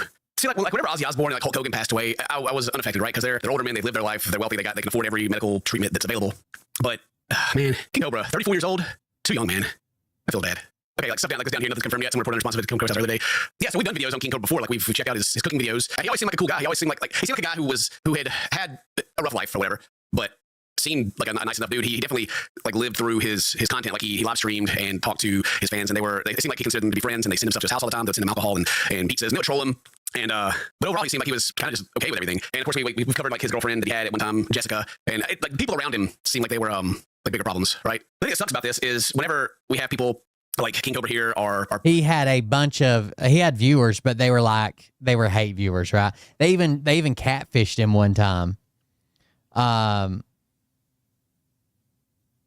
Convinced him that they were a female and showed up and pretended to be in love with it. It was crazy. Or even like Boogie or Amberlyn Reed or any of the other people that put themselves on the internet and the internet kind of like laughs at for different reasons. Like I'm not trying to get out of here. So they got the different like old mom locales, right? And a lot of them like they got like health things going on, and people are like concerned they're going to be okay, and they're hoping that everything's going to be healthy and fine. And it's like that's the thing that everybody worries about is this, right? And from what I understand, just like from watching some of his content over the years, is he wasn't in great health. He liked to drink a lot, and his chat definitely enabled and I think pushed it to do that as well. And so it's really unfortunate to see. I mean, I guess what I'm trying to say there is like all the other ones, like you got like even like Nick Avocado before he lost the weight, everyone's like, man, this is leading to a bad place, get some help and all that. It sucks. All right, so this is his dad that made a video the release today. Hello, I'm Josh's dad. And by the way, I lied about Kingdom Come Deliverance, the game I've been playing. It's set in Czechoslovakia. Well, I think we were talking about Germany because of Bohemia and the Bohemian Empire and stuff. Well, the empire was huge, but the core part we're playing is in Czechoslovakia. And those castles and shit still exist, which is wild. There's a lot of rumors going around, so I wanted to make a video for Josh. So imagine being in this man's shoes, like your son passes away, and then because of like the internet and the kind of content that was going around, that you have to like make a video to clear the air, you know? Yeah, like Mary says, like everyone holds out for like the redemption, right? Everyone wants to see them go to a better, like live a better life, live peacefully, and then tragedy happens, and then like his dad has to come on here, and I mean, I'm assuming like it was gonna be something that was stated anyway that he passed away, but then also from what he said at the beginning of like the rumors going around that he feels like he needs to speak up before they get a hand. That's gotta suck. That's gotta be heartbreaking, really. I tried to wake him up. He was not responsive. I got on today to delete all of his social media because fuck you is how I'm feeling. But I realized that would not be fair to his fans. It's certainly nothing he would want. As you all know, Josh was harassed and bullied terribly his whole life. And for some reason, so many people on this earth felt that picking on him was okay. Yeah, so dad's obviously angry, as he should, you know, as any dad would be. Obviously has a lot of anger towards the internet, as well, like the communities and the people in the chat, right? And probably even for like people like me that make videos covering this kind of stuff, covering Josh's videos. And so he was angry and he got on. He's going to delete everything, take everything down. Which is I can't imagine. If I was in the same position, I feel like I probably want to do that too. And then not doing it is yeah, that's a big move. I mean, I guess to preserve your son's legacy, no matter what your opinion of it is, you know, the memories that are there online, that you can't just throw those away, even no matter how bad it really wants to. Ugh. That's a tough situation. That's tough. I want to thank all his fans because you made him feel like you matter. Which is another thing, like it causes a lot of reflection, you know, like when we make videos on it, and we always try to keep it lighthearted, like really, like even if we did cover more heavy stuff, I always try to be lighthearted where we're trying to not bully him, but also laugh at what's going on, like right, like the cooking stuff, like pouring all the ridiculous stuff onto it and then leaving it out all night. But he was cool with that because even like he released a cooking book as well, right? He released like his recipe book. Yeah, it just makes you kind of like think to like, man, it's like, are we enabling and supporting more people to go and like kind of bully this kind of thing? Or his dad said like he thinks King Cobra JFS. You can go. There's a documentary about him that Nick Nobody did. That's pretty good. It just came out about a year ago. It's two sides of the same thing, right? Like he thinks the fans, people supported him, made him feel good because obviously he's in a dark place mentally and found some comfort online. But then the other side of that was everyone picking through his life and kind of making fun of the kind of ridiculous situations that he would have himself in. There's no way to like just put it into a little box and present it. I guess there's just so many different points of views that go into something, especially when there's so many people involved within your community. But yeah, it sucks to hear that he had a rough life like that too. Thank you for supporting him, for encouraging him. The people who helped him produce his music and his vlogs, thank you so much. Because you know Josh was extremely stubborn and wouldn't let me help him with anything. Because he had to do it on his own, and I get that and I respect that. It's heartbreaking, man. It makes me want to fight it. Makes me want to hear him cry. I don't know what it is. I mean, it's very sad, but I don't know. Like, I can hold it together. Whenever it comes like dad's crying, it gets me. Anybody who came to visit him in person can testify that he was such a beautiful, beautiful soul. He would help anybody. He would invite anybody in to have a beer.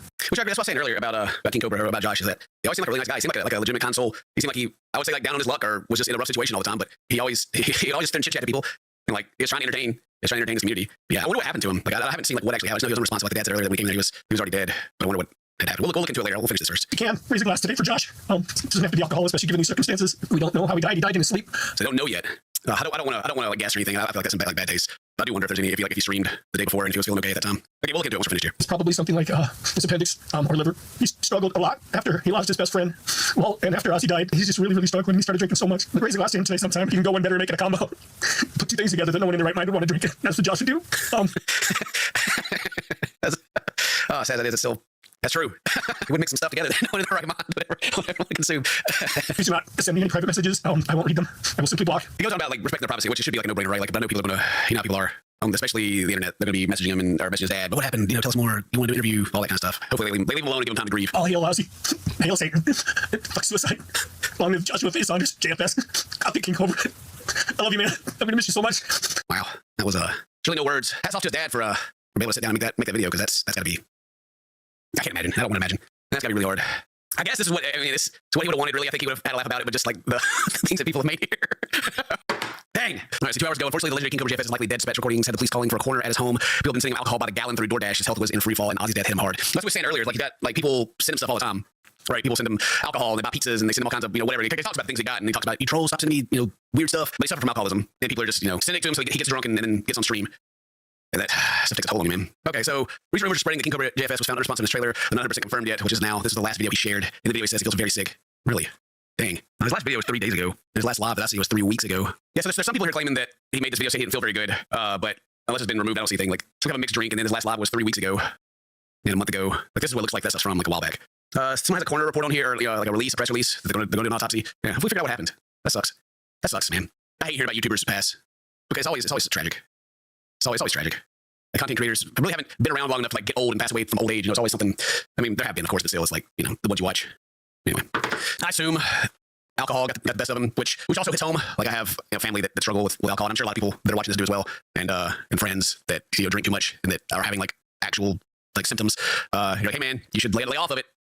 Ease up, give it up, and but it is an addiction, and it is some people's way. Yeah, I saw somebody saying it was appendicitis maybe or something. Well, we'll learn more about what's happened. My cousin, he actually missed the funeral that we had last week because he had to have emergency surgery to remove his appendix, I think is what they told me.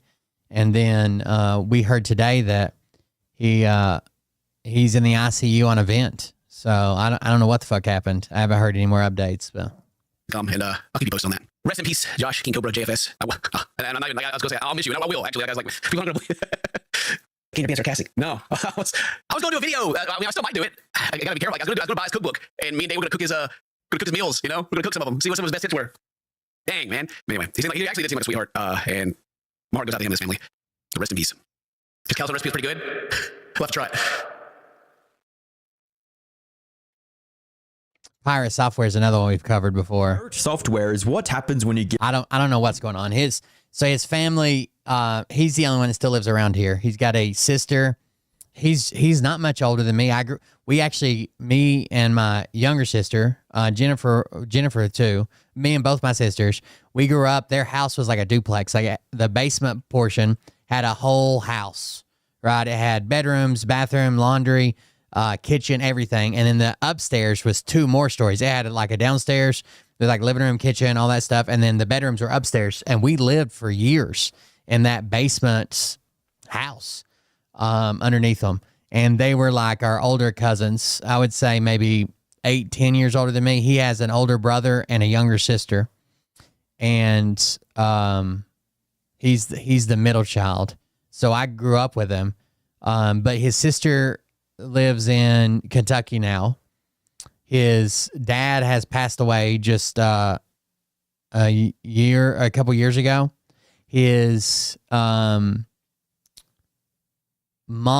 lives with his brother in Virginia now. They all live up in Virginia, almost in DC.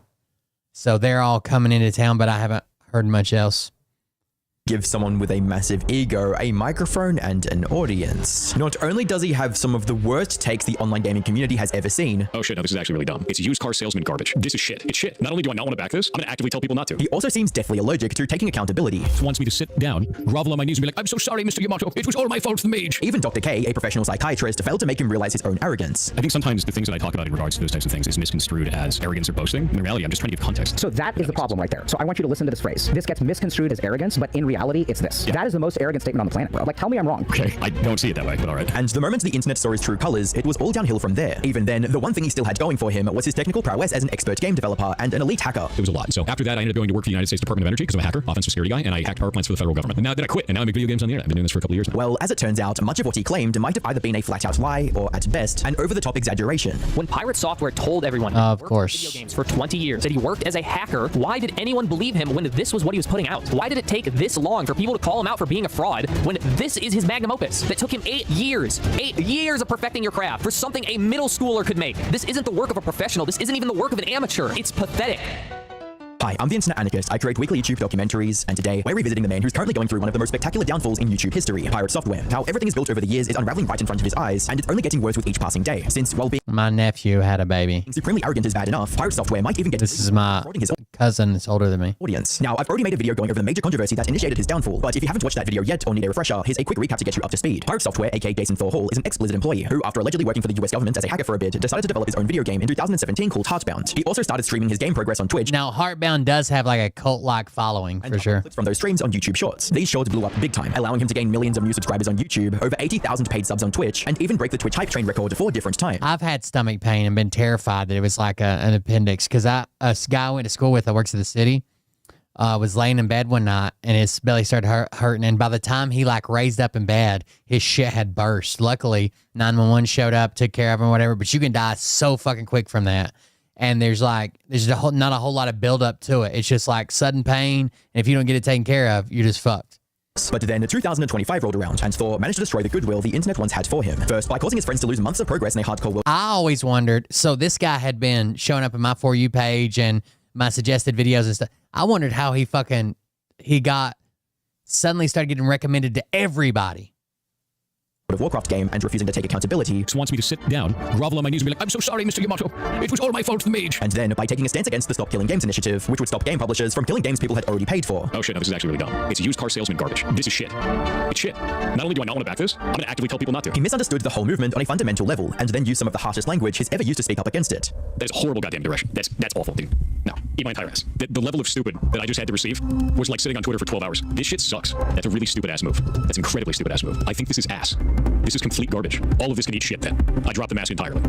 I have no qualms about that. They can eat my entire ass. The whole thing. His viewers were shocked at him blatantly rejecting something they thought was good. Thor, on the other hand, continued posting more videos doubling down on his take. But then some of the biggest creators on the platform, like Charlie, Jacksepticeye, and PewDiePie, voiced their support for the initiative. This only made Thor look worse by comparison. The whole internet, including his audience, turned against him. Now, Thor had a chance to retain some of the trust his viewers had in him, despite the overwhelming amount of backlash he was receiving. All he had to do was admit that he was wrong. But not only did he not do that, he stuck to his guns, regardless of how wrong he was. He was caught lying about his games getting review bombed because of the controversy, making him look even more pathetic than he already did. Now, at the end of my last video, I posed two possible futures for Thor. He could either admit that he was wrong and turn things around, or stay stubborn and turn into the perpetual lolcow of the internet. And from the looks of it, he's chosen the second option, which has not only earned him more hate, but has prompted people to take a deeper look into his life, starting with his reputation as a master coder. And what they found was shocking to say the least. It started when a YouTuber named Coding Jesus, whose main content is him dissecting people's code and pointing out issues, decided to review the code for Heartbound in a video titled I watch these videos. He reviews his code and brings up some stuff. I'm not a fucking like excellent coder or whatever, but I know like the basics, right? And there is a bunch of stuff that seemed to be in Thor's code that were like basic shit. You would clean this up and make it easier in case you have a bug or something to find it. Like you just you're being super lazy the way you're doing it. Reviewed Pirate Software's code, oh boy. And as you might be able to judge from the title, he didn't really have any good things to say about it, with him even going as far as to declare Thor's code to be worse than most entry-level interns. Imagine removing all these comments. Would you, as a newly added game developer to his game project, have any idea that one is Shelly? You would have no idea. This would never ever be allowed in a production repository, and like I've been hinting, it's below what you'd expect of a bottom-tier intern. Thor, however, didn't appreciate the constructive criticism and handled this review in the only way he knows how to. It's just another like YouTube grifter trying to fight for relevance, dude. That's all that shit is. All too common these days. However, there was something Thor said that was uncharacteristically reasonable for him and actually made some sense. It's just a bunch of disingenuous arguments put up in bad faith trying to make me look like a bad programmer. And in reality, this guy's never used the engine I'm working in, never used the language that I'm working with, and all of his points are moot as a result. From an objective point of view, his reasoning here for why Coding Jesus wasn't able to understand his coding style because he's not a game developer seemed sound. That was until another YouTuber, Quinn Theo, decided to get Coding Jesus on a call and dissect Thor's arguments together. They began by analyzing Thor's comments about Coding Jesus' very first critique, with Coding Jesus explaining how Thor doesn't use a very basic practice in his code that even school-level coders know how to use. Manually setting all to 0 with 8 lines, those are set to 0 because it was ending the alarms. By setting them to 0, you're actually setting the alarm to off. So what he's doing here is a classic example of deflection. He pretends the chatter asked, why do you set the alarms to 0, instead of the question, which was, why don't you iterate over them in a for loop? A for loop is a very basic coding construct. If you're iterating through a consecutive set of numbers, you definitely want to use that. It's the perfect scenario for a for loop. While also pointing out how he deflects from the real question whenever he doesn't know the answer. But he pretends that he didn't understand the question, and then tries to answer something else. And in case you're not familiar with programming, a commenter summed up Thor's flawed approach perfectly, stating, he's literally doing the equivalent of writing 2 + 2 + 2 + 2 + 2 + 2 instead of writing 2 × 25. But that was just the tip of the iceberg. Because while someone might argue that he simply misunderstood the criticism instead of purposefully deflecting it, that doesn't explain why he kept doing the same thing over and over again. SpriteSpark is not a magic number. It's a direct reference to an asset file called SpriteSpark. This is how GameMaker allows you to link sprites and other assets. When you want to use a sprite, sound, or other object, you call it by name. This is disingenuous at best and an obfuscation tactic at worst, because as you can see here, there's a lot of numbers here. It's very obvious when I'm talking about a magic number. I'm talking about things like 1, 0, 15, 270, 360. I'm not talking the numbers. To be highlighting, which is SPR Spark. Almost as if it's a core part of the tactic he uses to sound more knowledgeable than he actually is. He has this repeating theme where somebody gives him a question, and then he pivots to something that somebody didn't even ask or address to try to get out of that question. Something that becomes abruptly clear when he does address criticism directly and ends up being objectively wrong about everything he's saying. Data types are not defined in GameMaker. You cannot define a boolean. You can use 0, 1, or true, false, it will. It doesn't do anything. None of this matters in this language. The boolean and the data types. Okay. So I'd like to interpret this in two ways, because what he could have been saying here when he says data types are not defined is that you can't create your own custom data types, which is indeed wrong. You can create structures in GameMaker. It's in the documentation, circuit structs and constructors. But maybe he wasn't referring to structs, maybe he was referring to booleans, which also just isn't true. What's worse is that he could have easily avoided looking like a fool. All he had to do was actually read about the programming language he claims to be an expert at. He makes the claim that you can't define a boolean in GameMaker because GameMaker itself doesn't have a native boolean type in its scripting language. In other words, it interprets reals as booleans. Now, to reconcile the fact that he used a boolean in his code with what he said, I decided to do what any developer would do, and that is I consulted the documentation. So if you go to data types in GameMaker, oh, look at that. You are also provided with constants, true and false, which can always be used in your code to prevent any issues. Should the negative Boolean type be defined later? This can either be interpreted as Thor being incredibly lazy or just simply not knowing Booleans exist in the language he's using. Either way, it calls into question every claim Thor has ever made about his coding skills to this point. As a comment on YouTube eloquently puts it, someone please take the shovel away from Pirate Software. This man won't stop digging a hole for himself. But what's most concerning is Thor's inability to take any kind of criticism, even when it's valid. He set up a wall of denial in front of him and just disregards anyone that doesn't agree with him. He spoke to Dr. K, which is like the Twitch stream therapist guy, and still Dr. K is like, that's the craziest thing I've ever heard you say. And he's like, I don't see it that way. That said, this next issue isn't something he can simply ignore, since he might even end up in court because of it. The bombshell dropped on July 5th, 2025, when a Twitter user by the name of Guy made a wild accusation against Thor, stating, Pirate Software accidentally revealed his DMs with Kronos during the April 1st Twitch Giga Train, showing that they were boosting it to themselves. This is why the stream is unavailable to watch. The Giga Train... So they were doing, basically, none of this is illegal or against terms of service, but they were basically doing a subathon type stream. And his own mods, he was sending them money for the mods to buy subs and shit like, and bits and shit like that, right?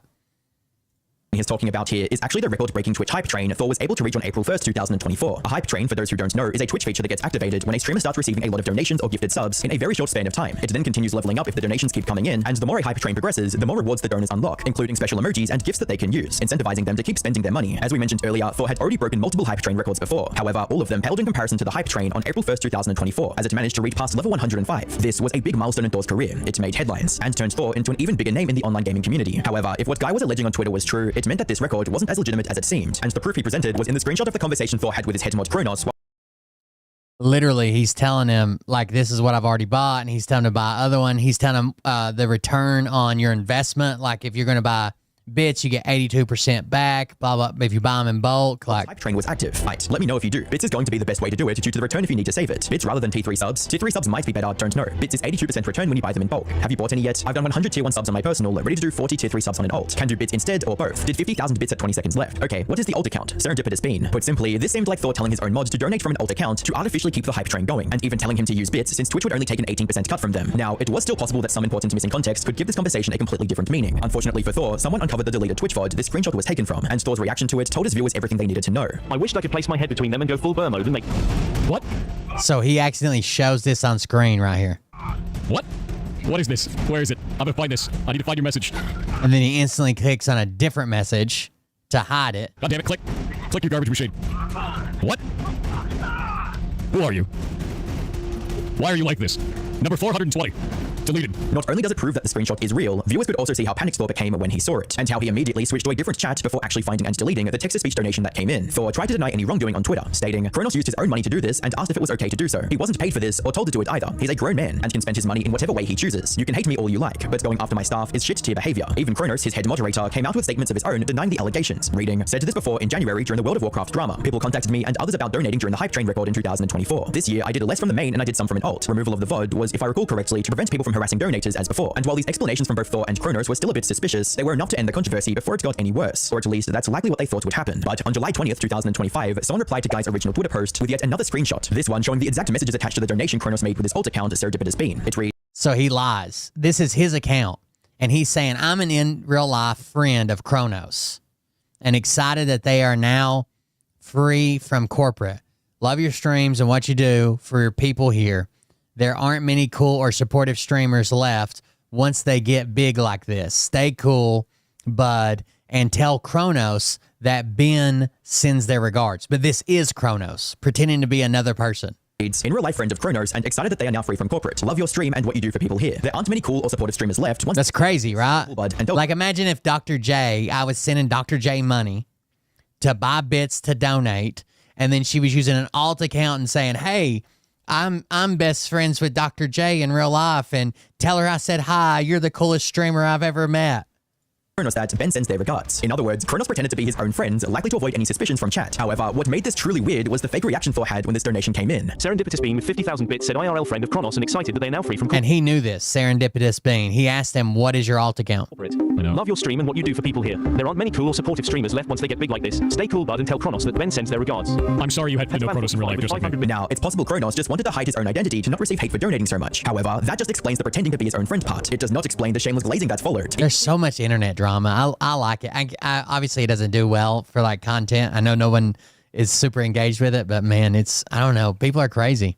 And they'll do anything to become internet famous. Ignore the actual message and just focus on the donation, it's still highly problematic. Not only did it manipulate the viewers into donating more by keeping the hype train alive, as Legal Mindset put it in his video, it could even bring some serious consequences for Thor, starting from Twitch itself. So Kronos is the main moderator, and excited that they are free from corporate. Love your stream and what you do for the people here. There aren't many quotes or streamers left once they get big like this. Stay cool, buddy. Tell Kronos that Ben sends their regards. So this person is clearly painting themselves as not Kronos, not the moderator, but a separate IRL friend of this moderator, which is extremely deceptive if you ask me. Serendipitous being 50,000 bits said IRL friend of Kronos and excited that they're now free from corporate. Love your stream and what you do for people here. There aren't many cool supportive streamers left once they get big like this. Stay cool, bud, and tell Kronos that Ben sends their regards. I'm sorry you had no Kronos in your life. Just like Bit said when he's young, pregnant, Dude, this guy can't be real. This guy actually can't be real. Thor has openly claimed plenty of times that he hires and actually pays all his mods.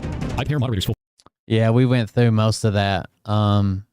Where Trump pretended to be his own publicist. Not only do they have full-time pay, they're on salary, they also get full-time benefits too. Medical, dental, vision, everything.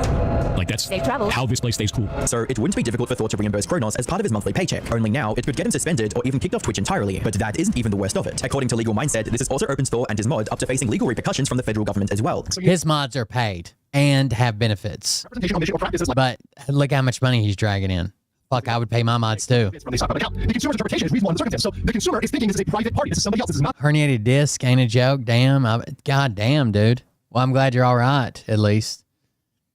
Back pain sucks, especially when it puts you down. Like you can't do anything. This is not pirate software. They're thinking, oh look, this person is staying on hydrate. And so because of that, because hope you get feeling better. If you really let others do donate more to keep it going. It's a very well-known thing in scams and cons. It's something confidence men do. They get fake buyers to go out there and gin up interest so people will buy stuff even though it's overpriced. And if that wasn't enough, this would be the same thing if you see scammers. If you see scammers doing like the cup and shell game or the 3-card Monty or whatever, where they'll have a fake guy come up and pretend to win, right? And be like, you gotta try this, I just won, and you can win, so much money or whatever.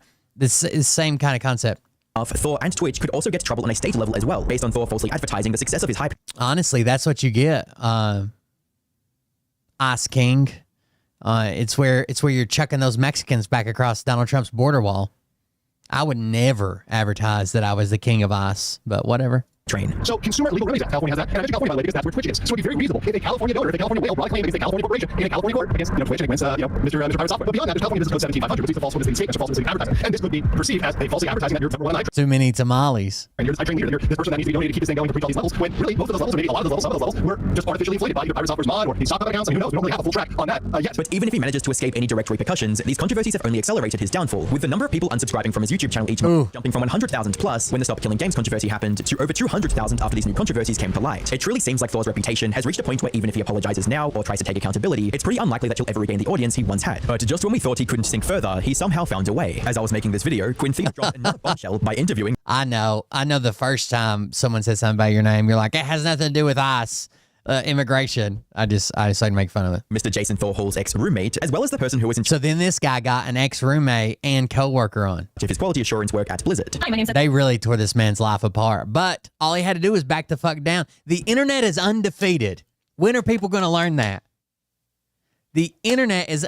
I saw a mom the other day come to the internet for sympathy. She was doing one of those put a finger down, and she's like, put a finger down if you planned for 3 years to take your kids to Disney World, saved up money, booked a trip, blah, blah, blah, got the airplane tickets and the hotels and spent all this money, and then your kid gets sick and has a stomach bug, but you pretend it doesn't have it. She took 3 of her kids that were sick and her husband with a highly contagious stomach bug that they were spreading to each other, and because she didn't want to miss the trip, she put them all on a plane and got everybody else fucking sick and then took them to goddamn Disney World while the kids were miserable, dehydrated, and shitting their guts out.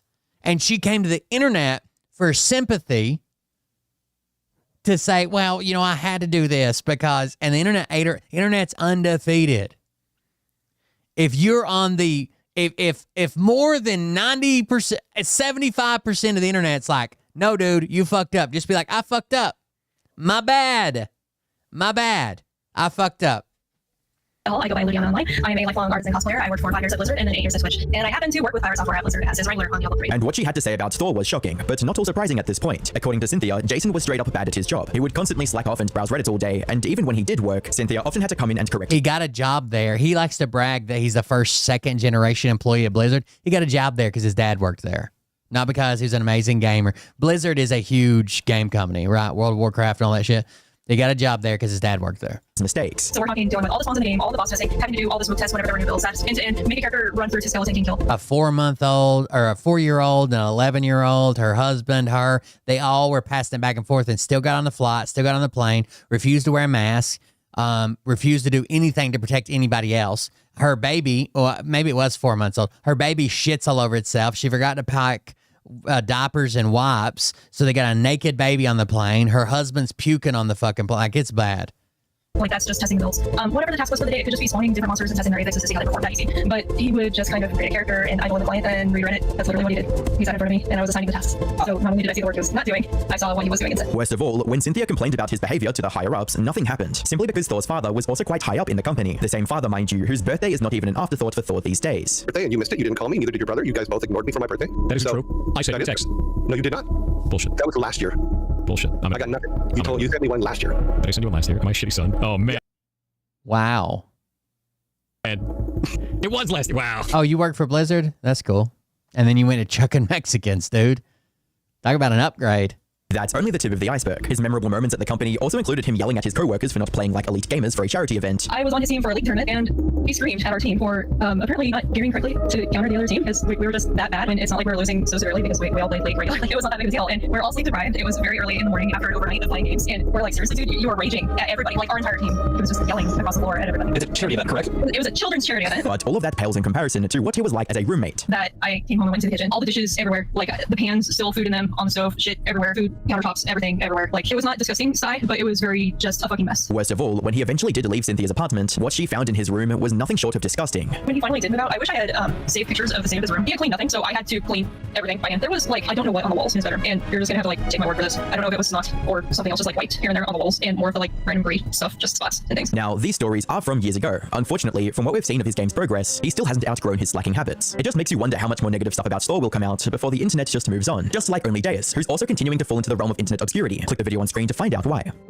Only JS stole all of her best performing videos. This is pretty bad. All right, guys, that's it for me. I wanted to catch up on that because I'm interested in the drama around it. The internet, again, undefeated. Stop. I mean, even if it comes out later that like you had a bunch of co-conspirators that were, you're already destroyed. It doesn't matter. Even if it comes out 6 months from now that everybody come out against him were lying and they've got leaked DMs where they were plotting this, and you're not welcome back with open arms. You're done. So back off if you can. Shout out to the King of Ice. Hope you get back down there on the border soon, out of the hospital. Yeah, DC could really use you right now. I saw that. There are literal Mexicans going to pharmacies. So boots on the ground. Thank you guys for joining us. Thank you for being here. I appreciate it. Thank you for the donations and support, hanging out with me. I'll see you guys tomorrow. Have a good night. Love you. See you. Bye. Enjoy the rest of your weekend. You got to go to work tomorrow, losers. I do too. So see ya. Have a good night.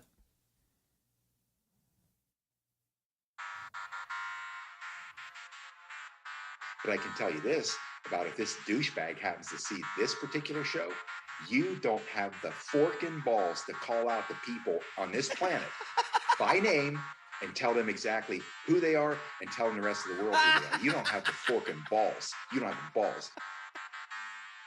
Okay, Scott. Here we go, I think I started some shit. Listen off, it's about to get lit. Get the place in the best, you know that stage is set. You better buckle up, cause you ain't seen none yet. Here we go, I think I started some shit. Piss them off, it's about to get lit. Get the place in the best, you know that stage is set.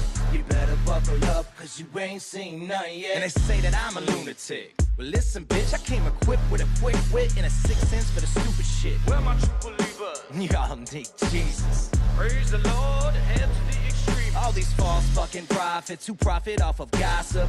Worshipping drums, cocking, begging for a throat deposit. Swinging fucking meat hammers like fool in a thong. He's strapped to the shaft, eating his chest like he's King Kong. Starving for attention, I'ma make your gut burst. I'll be your huckleberry, I can quench that thirst.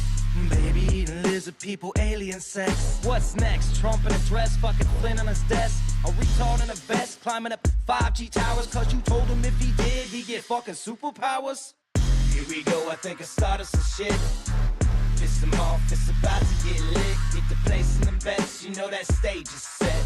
You better buckle up, cause you Thank you for coming, Desolate. Here we go, I think I started some shit. Piss him off, it's about to get Thank you, guys. Y'all have a good night. I'll see you tomorrow. that stage is set. You better buckle up, cause you ain't seen none yet. I used to find clues too when I was high on shrooms. I found myself